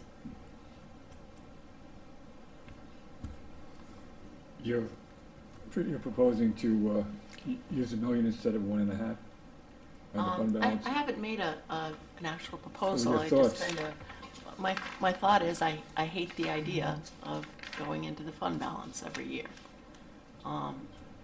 It's Well, Denise, I've got some kind of an interesting.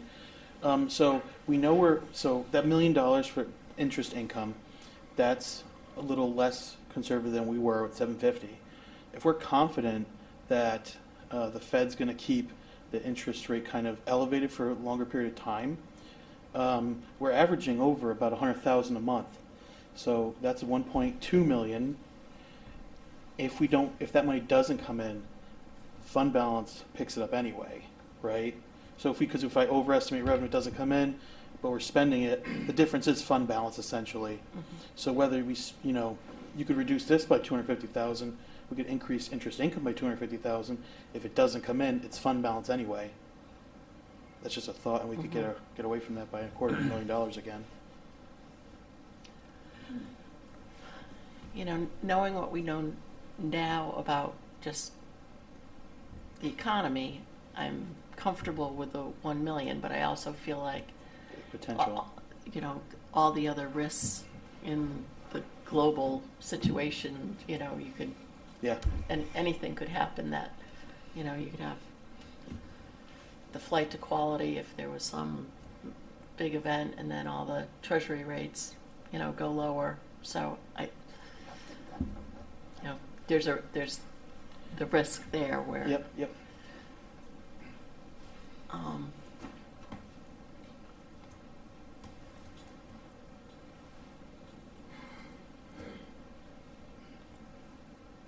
Well, I don't like going into the fund balance either, but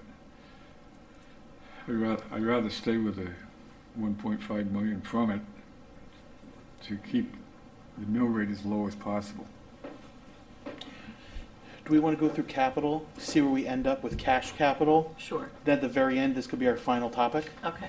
right? Because really, that's the plug at the end of the day. I Yeah. just wanted to kind of get that conversation out there so that people are thinking along those lines. Okay.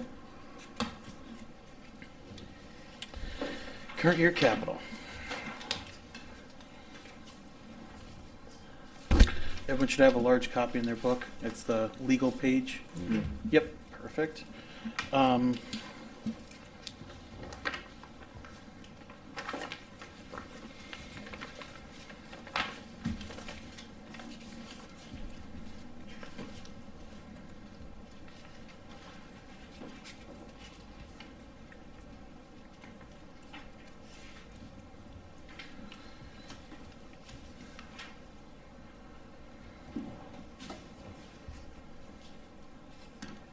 So we've already gone through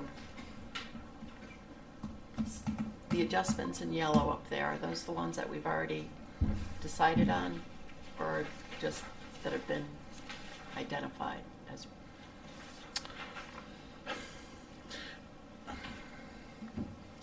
I don't remember if you guys cut the school, but I believe you did. I believe those are cuts you already made. Yeah. Let me just,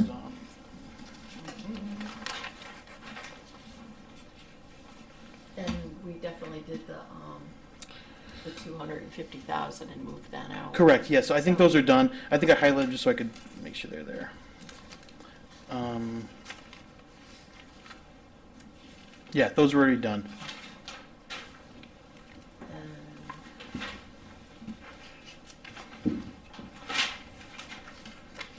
Oh, question on did we end up getting our engineers, you know, go ahead on the seawall?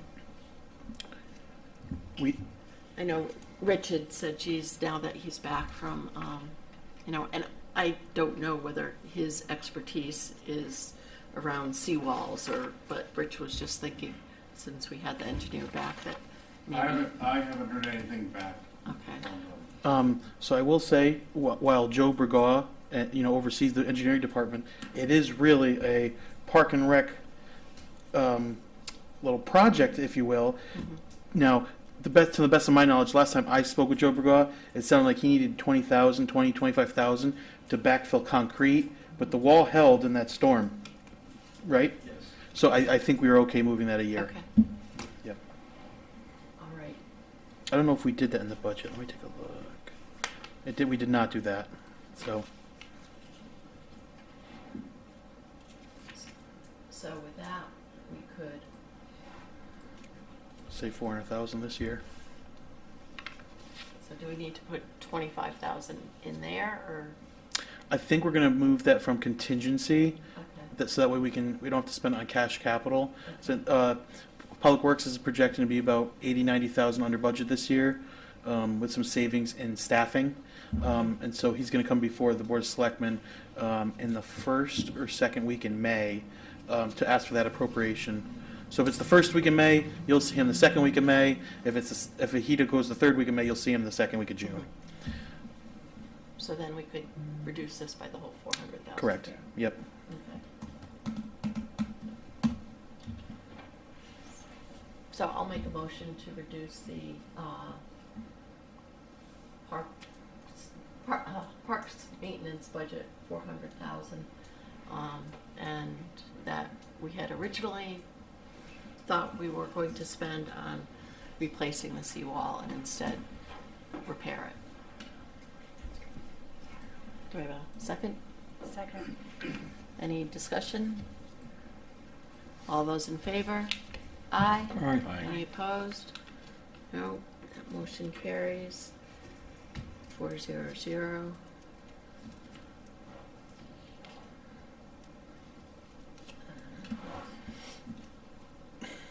So one thing I'd like to bring up, originally, I put the $250,000, or the 250,000 for apparatus reserve for the East Lyme Fire Service.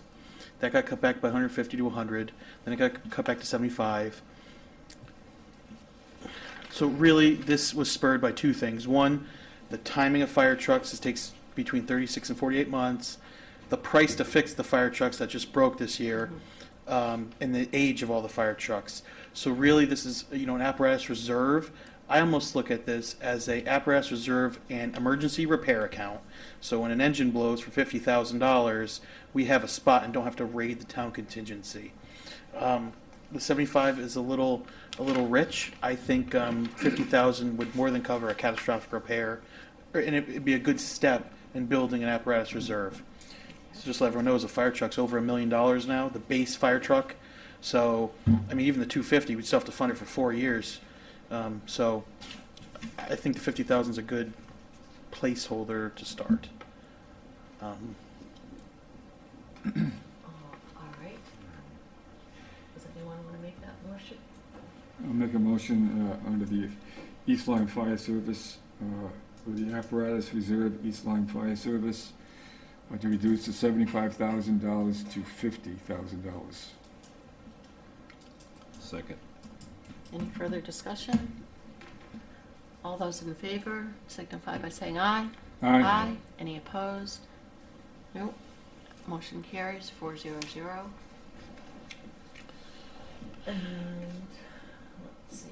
So the only other yellow I had up there marked was under police. I wasn't able to get a hold of the chief and ask him about it, so I don't want to really speak on it. But this year's a tough year for the private duty. They've been bringing in a lot of money, but this year we've been adding leases every year, and so this current year now we're paying for I think it's 9 police vehicles out of that fund. And there was a time this year that fund was negative to cover some of those lease payments. So in this next year, the town's going to have to fund these police vehicles until that fund can kind of hold itself above water. So currently there's 3 police vehicles in the budget, 2 police vehicles completely outfitted, and then an admin vehicle. So I just marked that there, but I never got around to ask the chief, so I don't want to suggest anything there. But I just wanted everyone to know the funding for these vehicles this year is changing for this particular year. In the past, we were leasing them. This next year, we're not doing a lease, and they don't have enough money right now to cover a lease payment. So.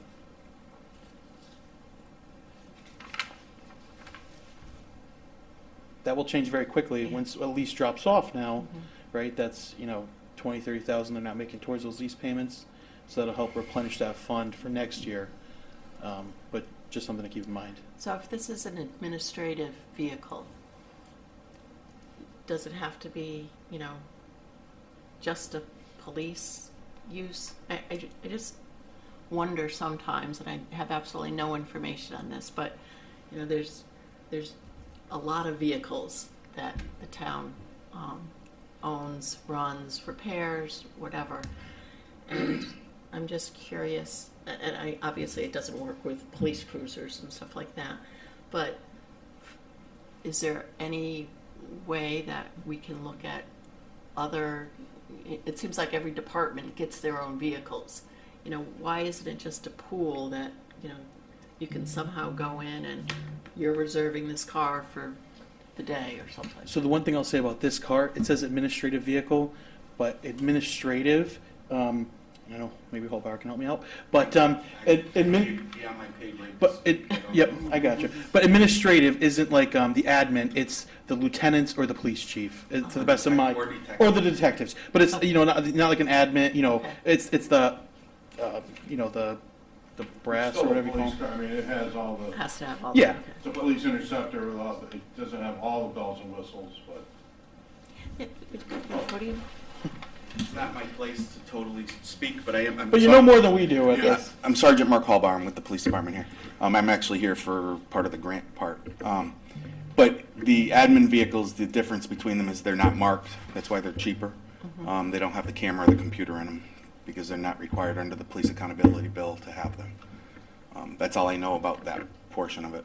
I know I'm in charge of the organizing the repairs for the vehicles with the town garage and with Monaco Ford for the warranties, and right now it's just a nightmare because they're constantly with recalls and breaking down, and they're running, some of the cars have been running 24/7 because of just constant shift work and calls and things we've had over especially the past couple weeks. So the cars do take a beating. They have a lot of idle hours, they have a lot of running hours and everything on them too. So, but otherwise I don't know that portion, and I can't totally speak for that. So. Thank you. Thank you. And I would just for Mark's benefit, they already went through the services of the community line. If you'd like to save your Wednesday night. Yeah, so I was actually at the PD working on cadet stuff, and then I was like, I looked up and I'm like, it's Wednesday night. And Yep. that's So why I look like this, otherwise I would have dressed a little bit better too. so just wanted to let you know we already I already went through that. went through that, and we're going to go before the Board of Selectmen and reappropriate that money after probably mid-June. So, yeah, just want to give you a heads up. So, Okay, perfect. Do you need me for anything? Thank you. Thank you. Well, Okay, so that's fine, and I think it's just my general, maybe that's something we can look at in the future. Thank you, Mark. Ways we can be more efficient with our fleet of cars all over. Mhm. And I don't even know that they're inefficient, but I see a lot of nice-looking East Lyme cars around. Yeah. stop looking at my Corolla. So, What, my truck? So that was all the things that you wanted to bring up, right? yeah, I think that's all I had. I do have to admit, down in Parks, I was questioning whether this year is the year for a disc golf course. I think we had the pickleball last year, and that was a big amount. I feel like pickleball definitely has a huge following. I'm not sure disc golf is there, and it's come on up, Jerry. So, yes, the disc golf course, and you can see on your sheet there that it's a part of the Darrell Pond enhancements. The Darrell Pond subcommittee met for a couple of years to develop the master plan, and the idea was we develop the master plan and then we implement it. So the master plan was done, and disc golf happened to be the top rated amenity that the community expressed a desire for at the Darrell Pond property. And the reason for that is that disc golf is a low-intensity use, and it is, friendly to the environment. It's not like a soccer field. It's not like a basketball court or, what have you. It's a relatively non-impactful activity that fits in well with the conservation and education and recreation philosophy that the subcommittee developed to develop the master plan. So, I can. That's what I can tell you about it. The other than it's the highest rated use of the property that was completed by a survey of town residents. I have some questions about it. How many holes, I'm going to call them holes. 9. How many? 9. 9? Yep. And what are you going to do for parking? The parking lot, it's not on here, it's on our 10-year plan, but it's in Phase 2 of Darrell Pond. They took all of the master plan and they developed Phase 1 and Phase 2. All of the things that you see listed here on the sheet were Phase 1 projects. Phase 2 projects, one of those was enhancements of the parking lot. So that wouldn't happen in Phase 1, that would happen in Phase 2 as the additional amenities would be added to the park. Do you have any concerns? I know it's way out by Darrell Pond. How much area does that disc golf take up? I don't know the exact number, but it's several acres of land. There's 100 acres that the Park and Rec Department will actively manage. The disc golf course is a small part of that 100 acres. It's a handful of I know approximately acres. how much, because I have played disc golf up in northern Wisconsin. Cool. So I know how much area approximately, depending on how it's laid out. Yeah. Anyway, my other question is, do you have any concerns being out there about vandalism? This was a discussion that the Darrell Pond Subcommittee handled every meeting. It was a discussion. And the consensus is that the more proper use of the property that you're going to get, it's going to push out any kind of misuse of the property.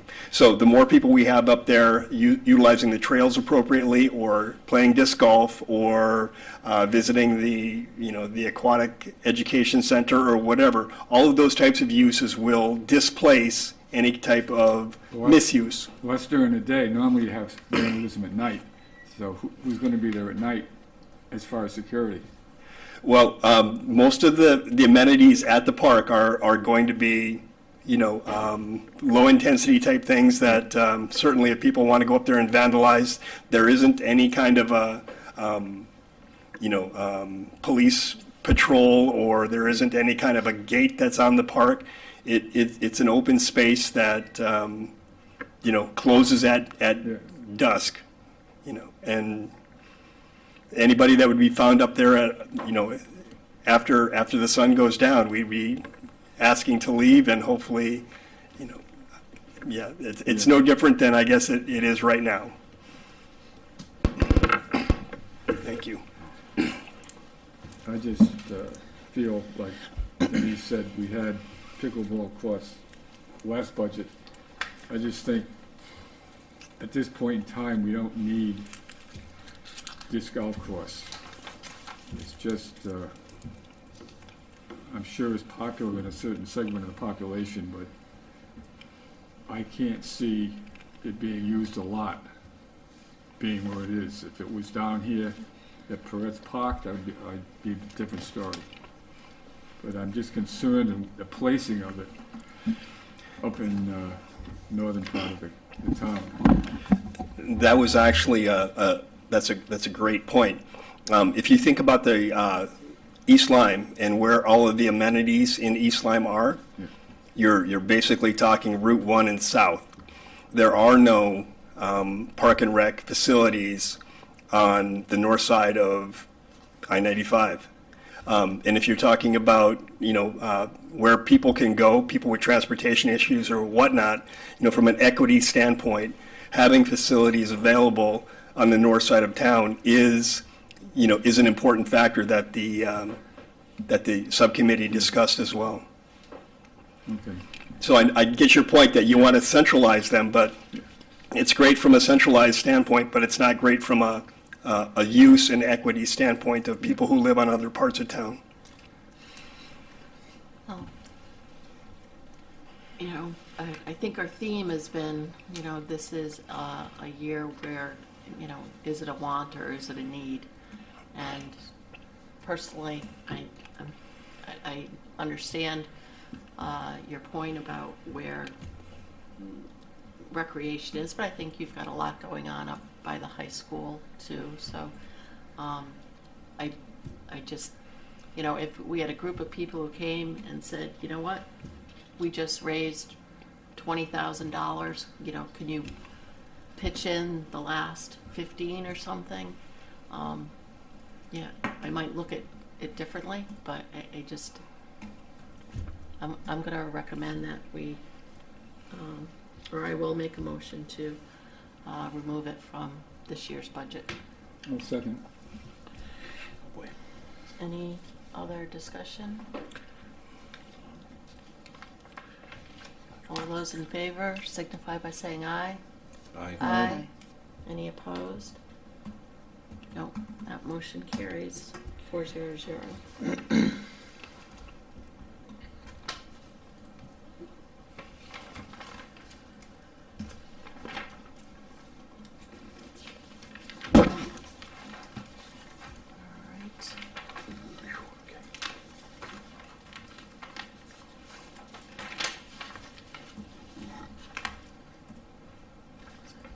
That was all I had. Good, or they're That's good? all I have. Anybody? No? Okay. Now where are we? So we have 1.2 million, 1.25 million cash capital. I'm 354 off. So what I'm doing is just going up through the list, seeing if there's anything that has a useful life of more than 5 years, that kind of has some tangibility to it, and I'm moving it over to bond. So this really should say 5-year bond, because we're no longer financing, we're bonding. So what we're going to do is just amortize over, amortize the projects that we're going to do for 5 years over 5 years, projects for 10 years over 10 years, even though we're taking out a 20-year bond, right? So let me just kind of shuffle some things. Anything over 50,000 really, I'd like to move. Okay, just a little further. What's this 50? Apparatus reserve. I say, is this the year for the apparatus reserve? I know I'd like to have that, but like, we're 300,000 off. 279. Let me see what these two are.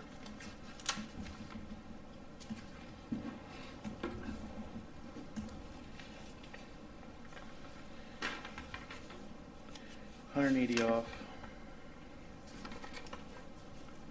Hole in the wall. 130 off.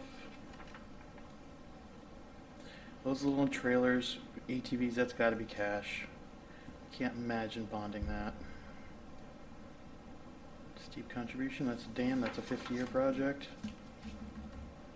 Not moving that over to a 20-year.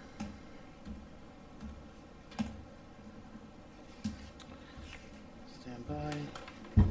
34,734.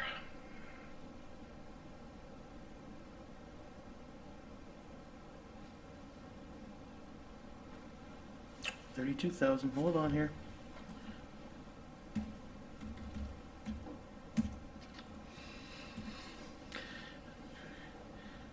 Can I make a deal?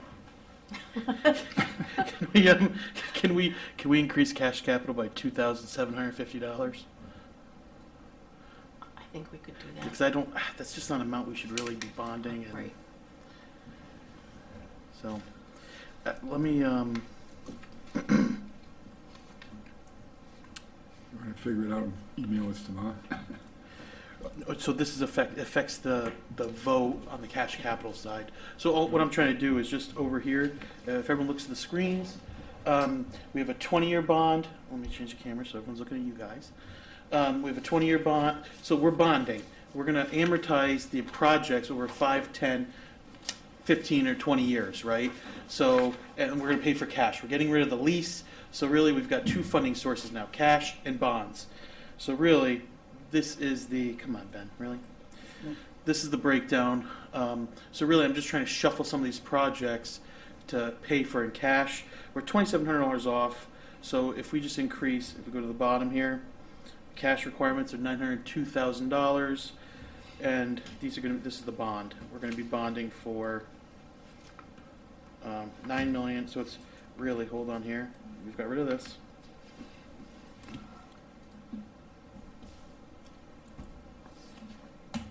There we go, and the variance is 0. Come on, Ben. So, we're gonna be bonding about $10 million. We're gonna be paying for cash $9,275,000, 2,750 I meant.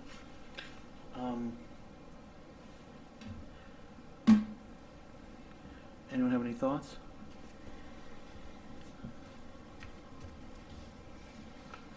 Makes sense. So, just so everyone's aware, the 2 projects we left for the schools, the big projects, the aquatic center and Lily B. Haynes, these 2 projects have a 40.1% or 40.7, about 41% reimbursement rate. So we pick up 59%, the state picks up, what did I say, 41. But you have to authorize the full amount, right? So we can't, we're not going to show the difference there. It comes on the bonding side on the back end. So just so everyone's aware of that. Okay, so do you need a motion on the cash capital change? Yeah, so we're going to have to go back to the capital, the front spreadsheet there, and just ask for 902,750. So we're increasing it by what, $2,750.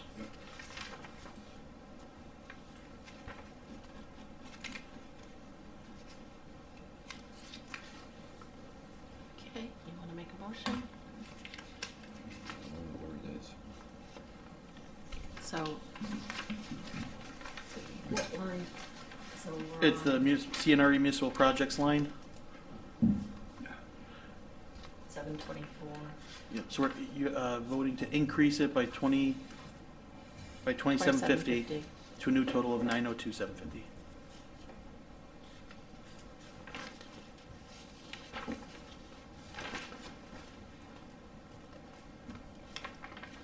I don't think our spreadsheet shows it. That's why. I think you could just, What are you looking for, Denise? no, I was just saying, if he just looks at the spreadsheet that you've got, I Gotcha. think ours Gotcha. had that in it, so. Because I don't see 704 anymore. So I'll make a motion to increase the capital outlay, capital equipment total by $2,750 to $902,750. Perfect. Perfect. Do I have a second? Second. Any further discussion? No? All those in favor? Aye. Aye. Aye. Any opposed? No. Motion carries 400. Okay, let's go back to 120, the use of fund, revenue. The use of fund balance here. So if we left it blank, we're at 1.37 mil increase. That's with 1.5 million use of fund balance. So can you reverse what would a 1.5 mil increase do to the fund balance? Oh, I see what you're saying. Okay.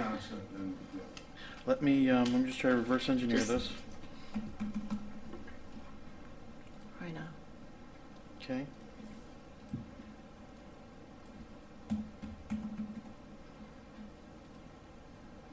Oh, a little more, huh? I bet that's it. Ooh. Okay.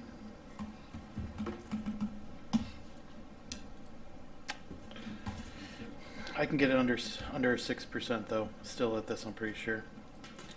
Stand by.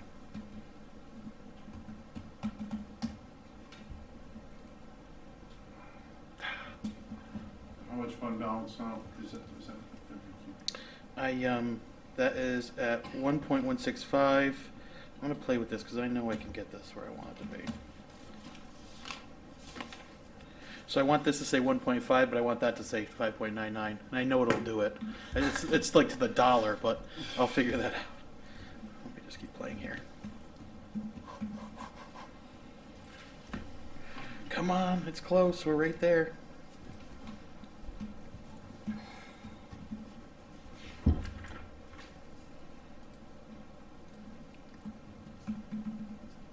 guys have any thoughts on use of fund balance? Yeah, well, So you're saying we use how much? Well, I was just curious what, what a 1.5 mill rate increase Would would be in terms of use of fund balance.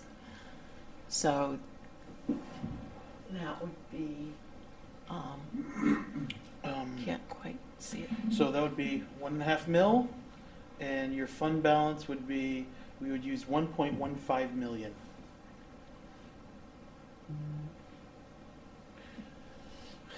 We could increase interest income by 150,000.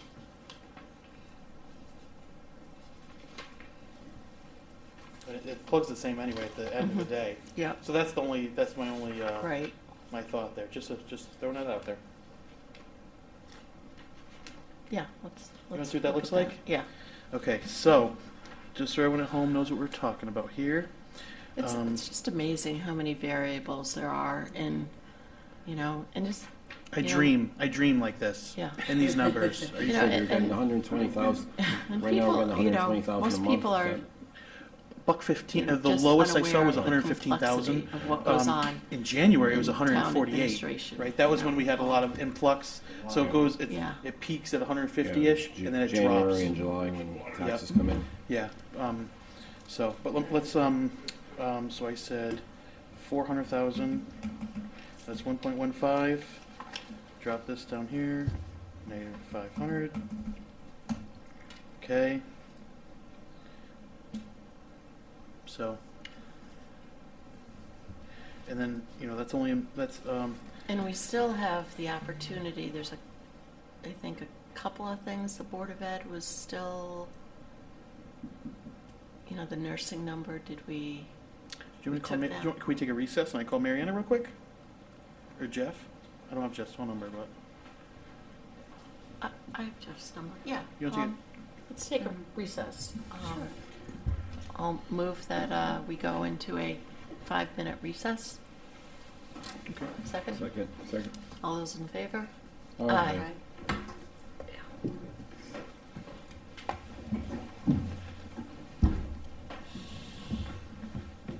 So Denise, are you going to call Jeff? So I can call Mariana, see if she'll answer. Okay, call, yeah. Okay. He'd probably defer to her anyhow, so. You want to turn the,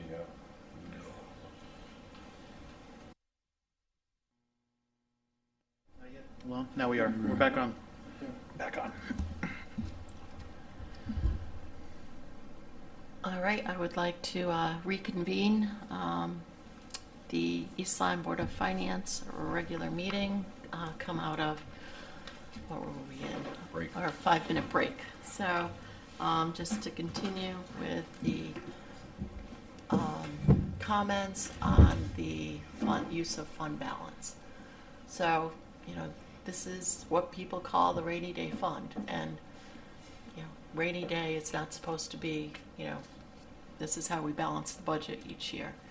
It definitely has ramifications in regard to, how the rating agencies look at us. And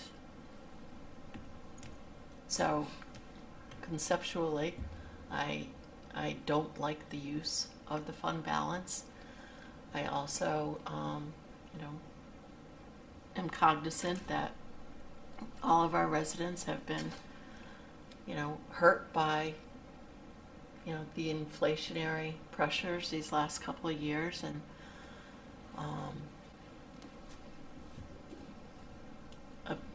a big tax increase from the town is not something that we want to do.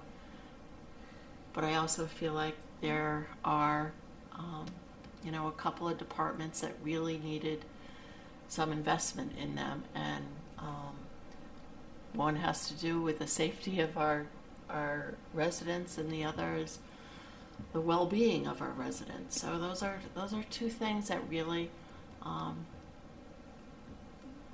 will have an effect on everybody in town. So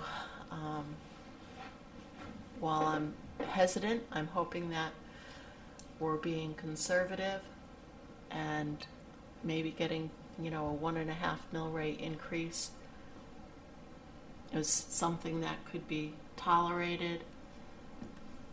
And, with luck, we won't end up using all of that fund balance we didn't last year, or I think the year before. Yeah. So I think that, that's kind of where I'm coming down right now. I don't know what everybody else feels like.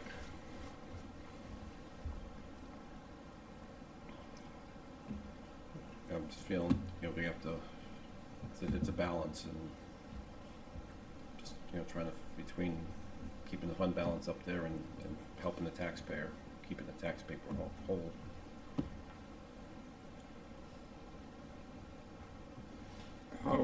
How much, if any, does it affect our rating if we use the 1.5 million? Well, I It's think not we'll horrible, have, but- some offsetting good, the fact that we're setting up the OPEB trust and the coastal Yeah. resiliency. So that's, like, I almost feel like we should think about that in Yeah. terms of, our, There was 3 things they asked really to look Yeah. at: use of the fund balance, OPEB trust, coastal resiliency.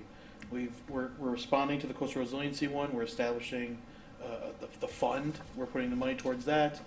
OPEB trust, we did the same thing. I think there's still either 1,000 or 5,000 in there, so we can ceremoniously say 10,000. or 10,000. Yeah. But we set a money, so we've done those 2 things, and now we're this current year and current budget year, we have a $2 million use of fund balance. We're proposing 1.5, so we're already dropping at 25%.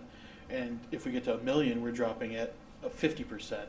So I think those are 3 things that are really looking good in the eyes of the rating agencies. Well, if we just say we used the 1.5 million fund balance, like you said, we can always change it at the hearing. Correct. And between now and then, the chances are that we will find more money so that we won't have to use the 1.5 million.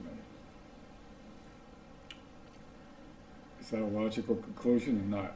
Or is it a moving target? So the only thing I'll say is we've uncovered some funds, some revenues in the past. My previous comment was, I think we've turned over every rock. So I don't know really. I've been digging everywhere I can to find excess revenues, or revenues that aren't in the budget currently, and then just tweak them. So my whole day today was going department by department, saying, okay, I know you gave me this revenue number. Let's dig into that. That's where I got the other 100,000 from the building departments, and really shook down some other departments to really squeeze every dollar out of them I could. But I know it was a year or 2 ago, we had that big tax sale. Correct. We have a tax sale this year. And coming how up. is that going this year? Funny you say that. I was just in the tax collector's office for a couple hours today.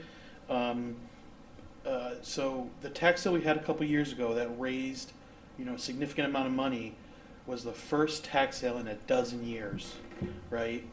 So a lot of those heavy hitters, those houses that weren't paying for 6, 7, 8 years, that had a large bill. The current bills, if the book is right outside in the town hall here, this little vestibule. I think the highest tax bill on a house that's yet to be paid, I think it was $9,500. So it's not like there's it's not like- great amounts of money in this tax sale. Now it's just now we're just keeping up on the properties that are delinquent. Whereas that big tax sale Yeah. brought in $800,000 of interest income, Yeah. or interest tax collector interest. That's not gonna happen this year. You know, if we get 50, we did good. The Yeah. calculation in the tax collector's office was about 35,000, right? Yeah. So, just something to keep in mind. And the one thing I'll say about tax, since you brought up taxes, when we look at the budget, the revenue side of things, you'll notice some of these lines, prior year tax revenue. This year we have 518,000 budgeted. Next year we're going to 425.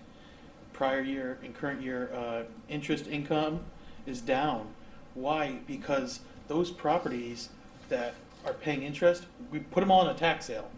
So there's no more to collect, right? So we've reduced the pool to collect from. So that has to drop. I remember in Brookfield, we didn't drop, and then all of a sudden we're facing a $100,000 gap, right?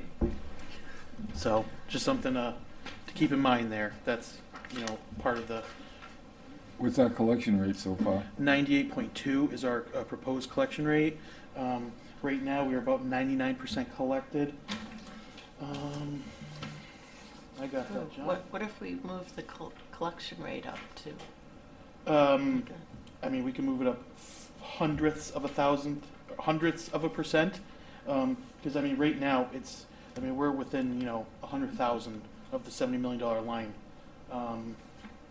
projected for this year, right? So we're pretty spot on with that.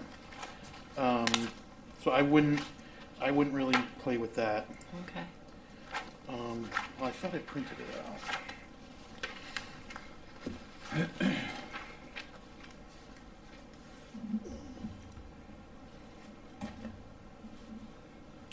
So, I have it here, I'm pretty sure. So as of April 4th, we collected 99.7%. We still have 200,000 to collect though. So these last couple months, we collected about 100,000 a month. So like I said, we've got 2.5 months left. We got 200,000 to collect. So maybe we're over by 50, but for a $68.7 million line, that's pretty precise. Mm-hmm. So on the prior year grand list, we've only collected 91%. On prior year interest, that budgeted 203, we've only collected 140. So that's why we dropped that substantially. We're not going to be collecting $60,000 more of prior year interest. There was a little bit of coming down in line with actuals there with that. So just my thoughts on that. Laurel, how about your thoughts on? I think you bring up strong points, and I tend to agree. I think that it'd be nice to see a reduction. I understand we're trying to balance, similar to what Paul said. So I think that leaning towards that way.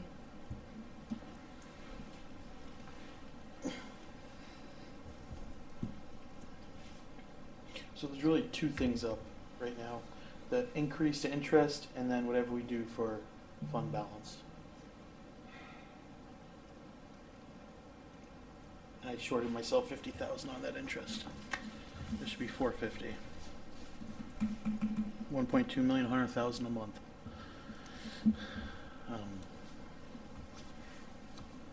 Okay, so this has 1.2 million for interest For the 100,000 a month, and let's see what that did to our 1.4, under 6%. $43 a month.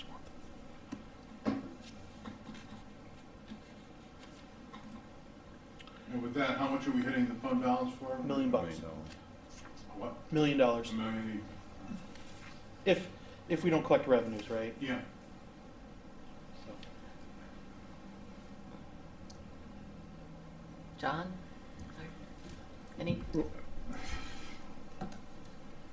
I know, I'm open to suggestions, but I'd like to stay with the 1.5 million out of the fund balance.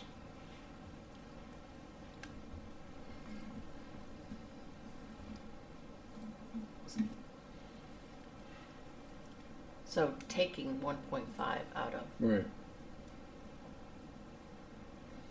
So by taking the 1.5 million. Using the 1.5.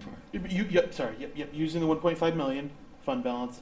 If we leave this at the 1.2 million, 1.3 mils. Close to $1.25 million now. But So you're saying take out 1.2 million? Use 1.2 million? Is that what you said? no, I'm sorry. 1.2 million interest income, 1.5 million fund balance. That gets you to 26.17 mils, 1.3 mil increase to the $500,000 home, $38 a month. And where does that leave the fund balance then?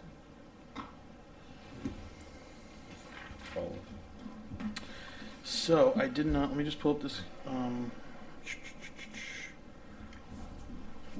me shut this off for a second. I'm just going to try to pull up my fund balance sheet. We're going to do a live look at how we calculate the fund balance.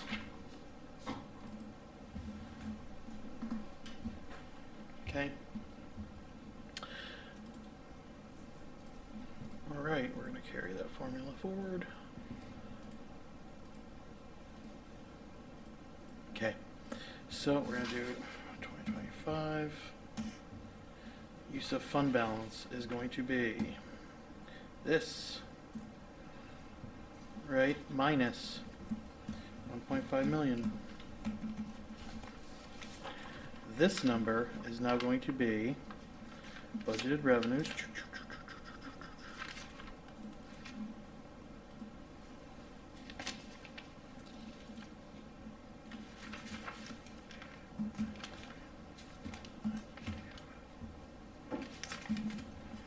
Okay. Stand by, everybody.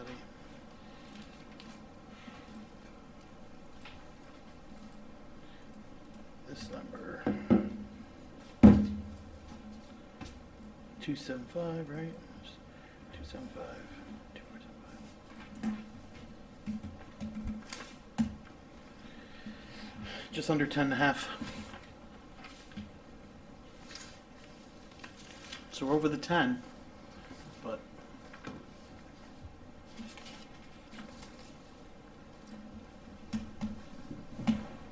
So, again, this is the problem with, the way budgeting works is every year as the budget increases, the amount that we need in the fund balance goes up. So even though, we'd be increasing 15, or excuse me, ready for this? Yeah, go ahead. I think this is your example you were trying to get. If we left fund balance exactly the same and we go up by what the budget is, Yeah. we lose Or slow 0.5% of the fund balance Yeah. because the revenue is growing. Yeah. So And so then, the question is, this is the rainy day fund, as the budget increases, what catastrophe happens, does the cost of that catastrophe go up to the same extent? Do we need that much?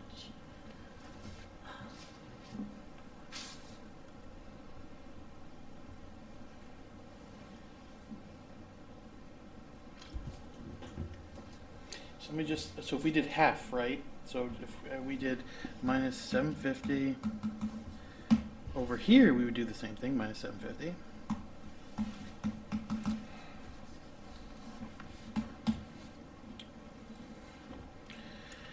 You're at 11% if we use 750,000 from fund balance.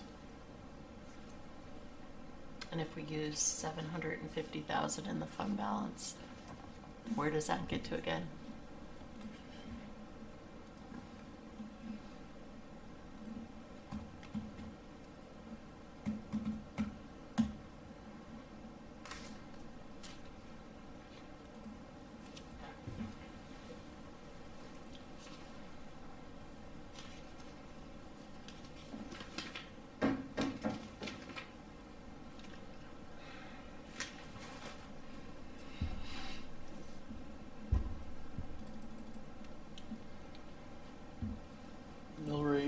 $46 a month.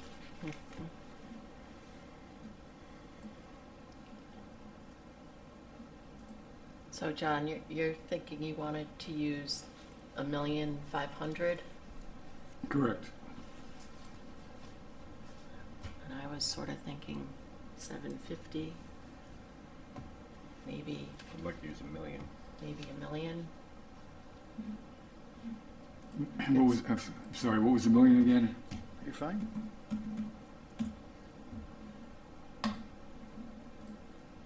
Drops it to under 6%, under 1.5.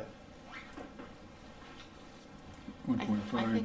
I think I could live with that. No. So if we drop it to $1 million, $1 million use of fund balance, that brings it down. The mill rate goes to 26.35, 1.48 mill increase. Mill rate example: if you have a $500,000 home, $43 a month. Yeah.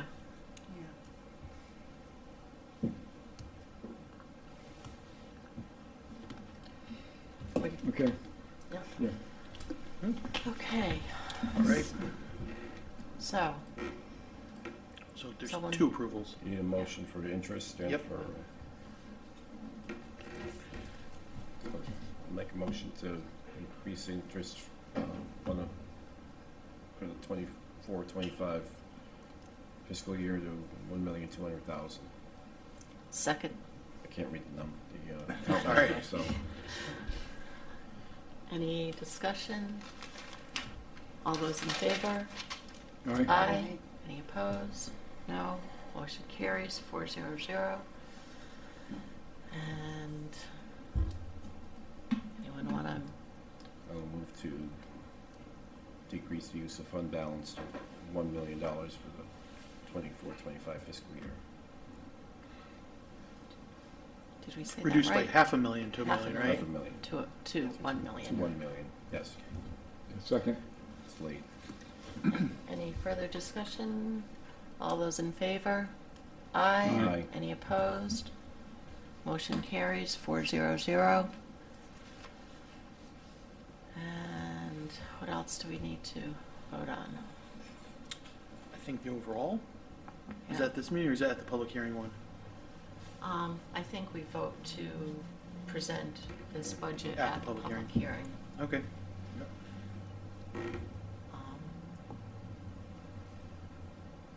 Anyone want to make that motion? Do you want the number? Yes. Do you want me to read it off to you?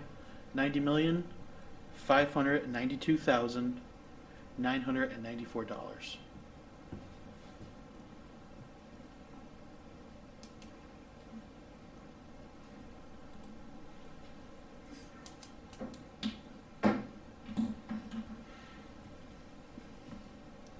So this is to the public hearing. Can you give me 1 second real quick? I just want to double check and see if last year I provided, 30 seconds.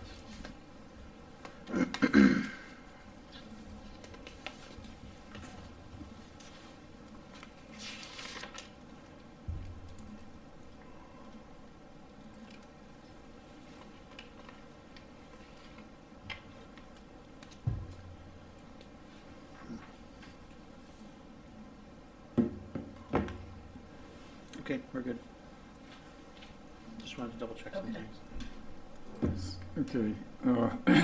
I move to present the total town budget to the public hearing, which I have as April 29th, to the sum of $90,592,994. Second. Motion has been made and seconded. Any further discussion? No. All those in favor? Aye. Any opposed? No. The motion carries 400. Thank you, everyone, for your hard work. This is a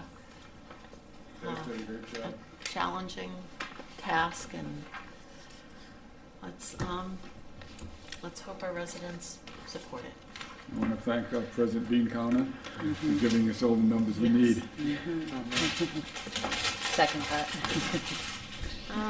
So, no public here for public discussion.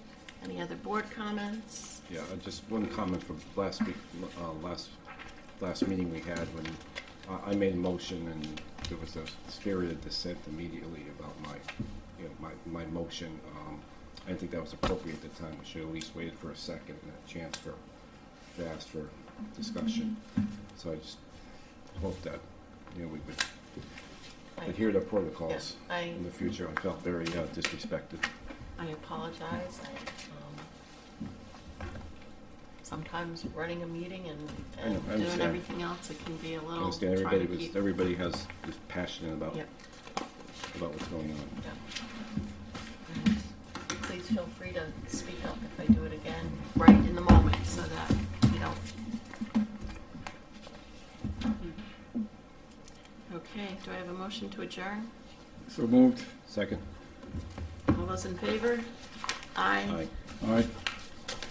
Meeting is adjourned. Thank you, everyone. Thank you.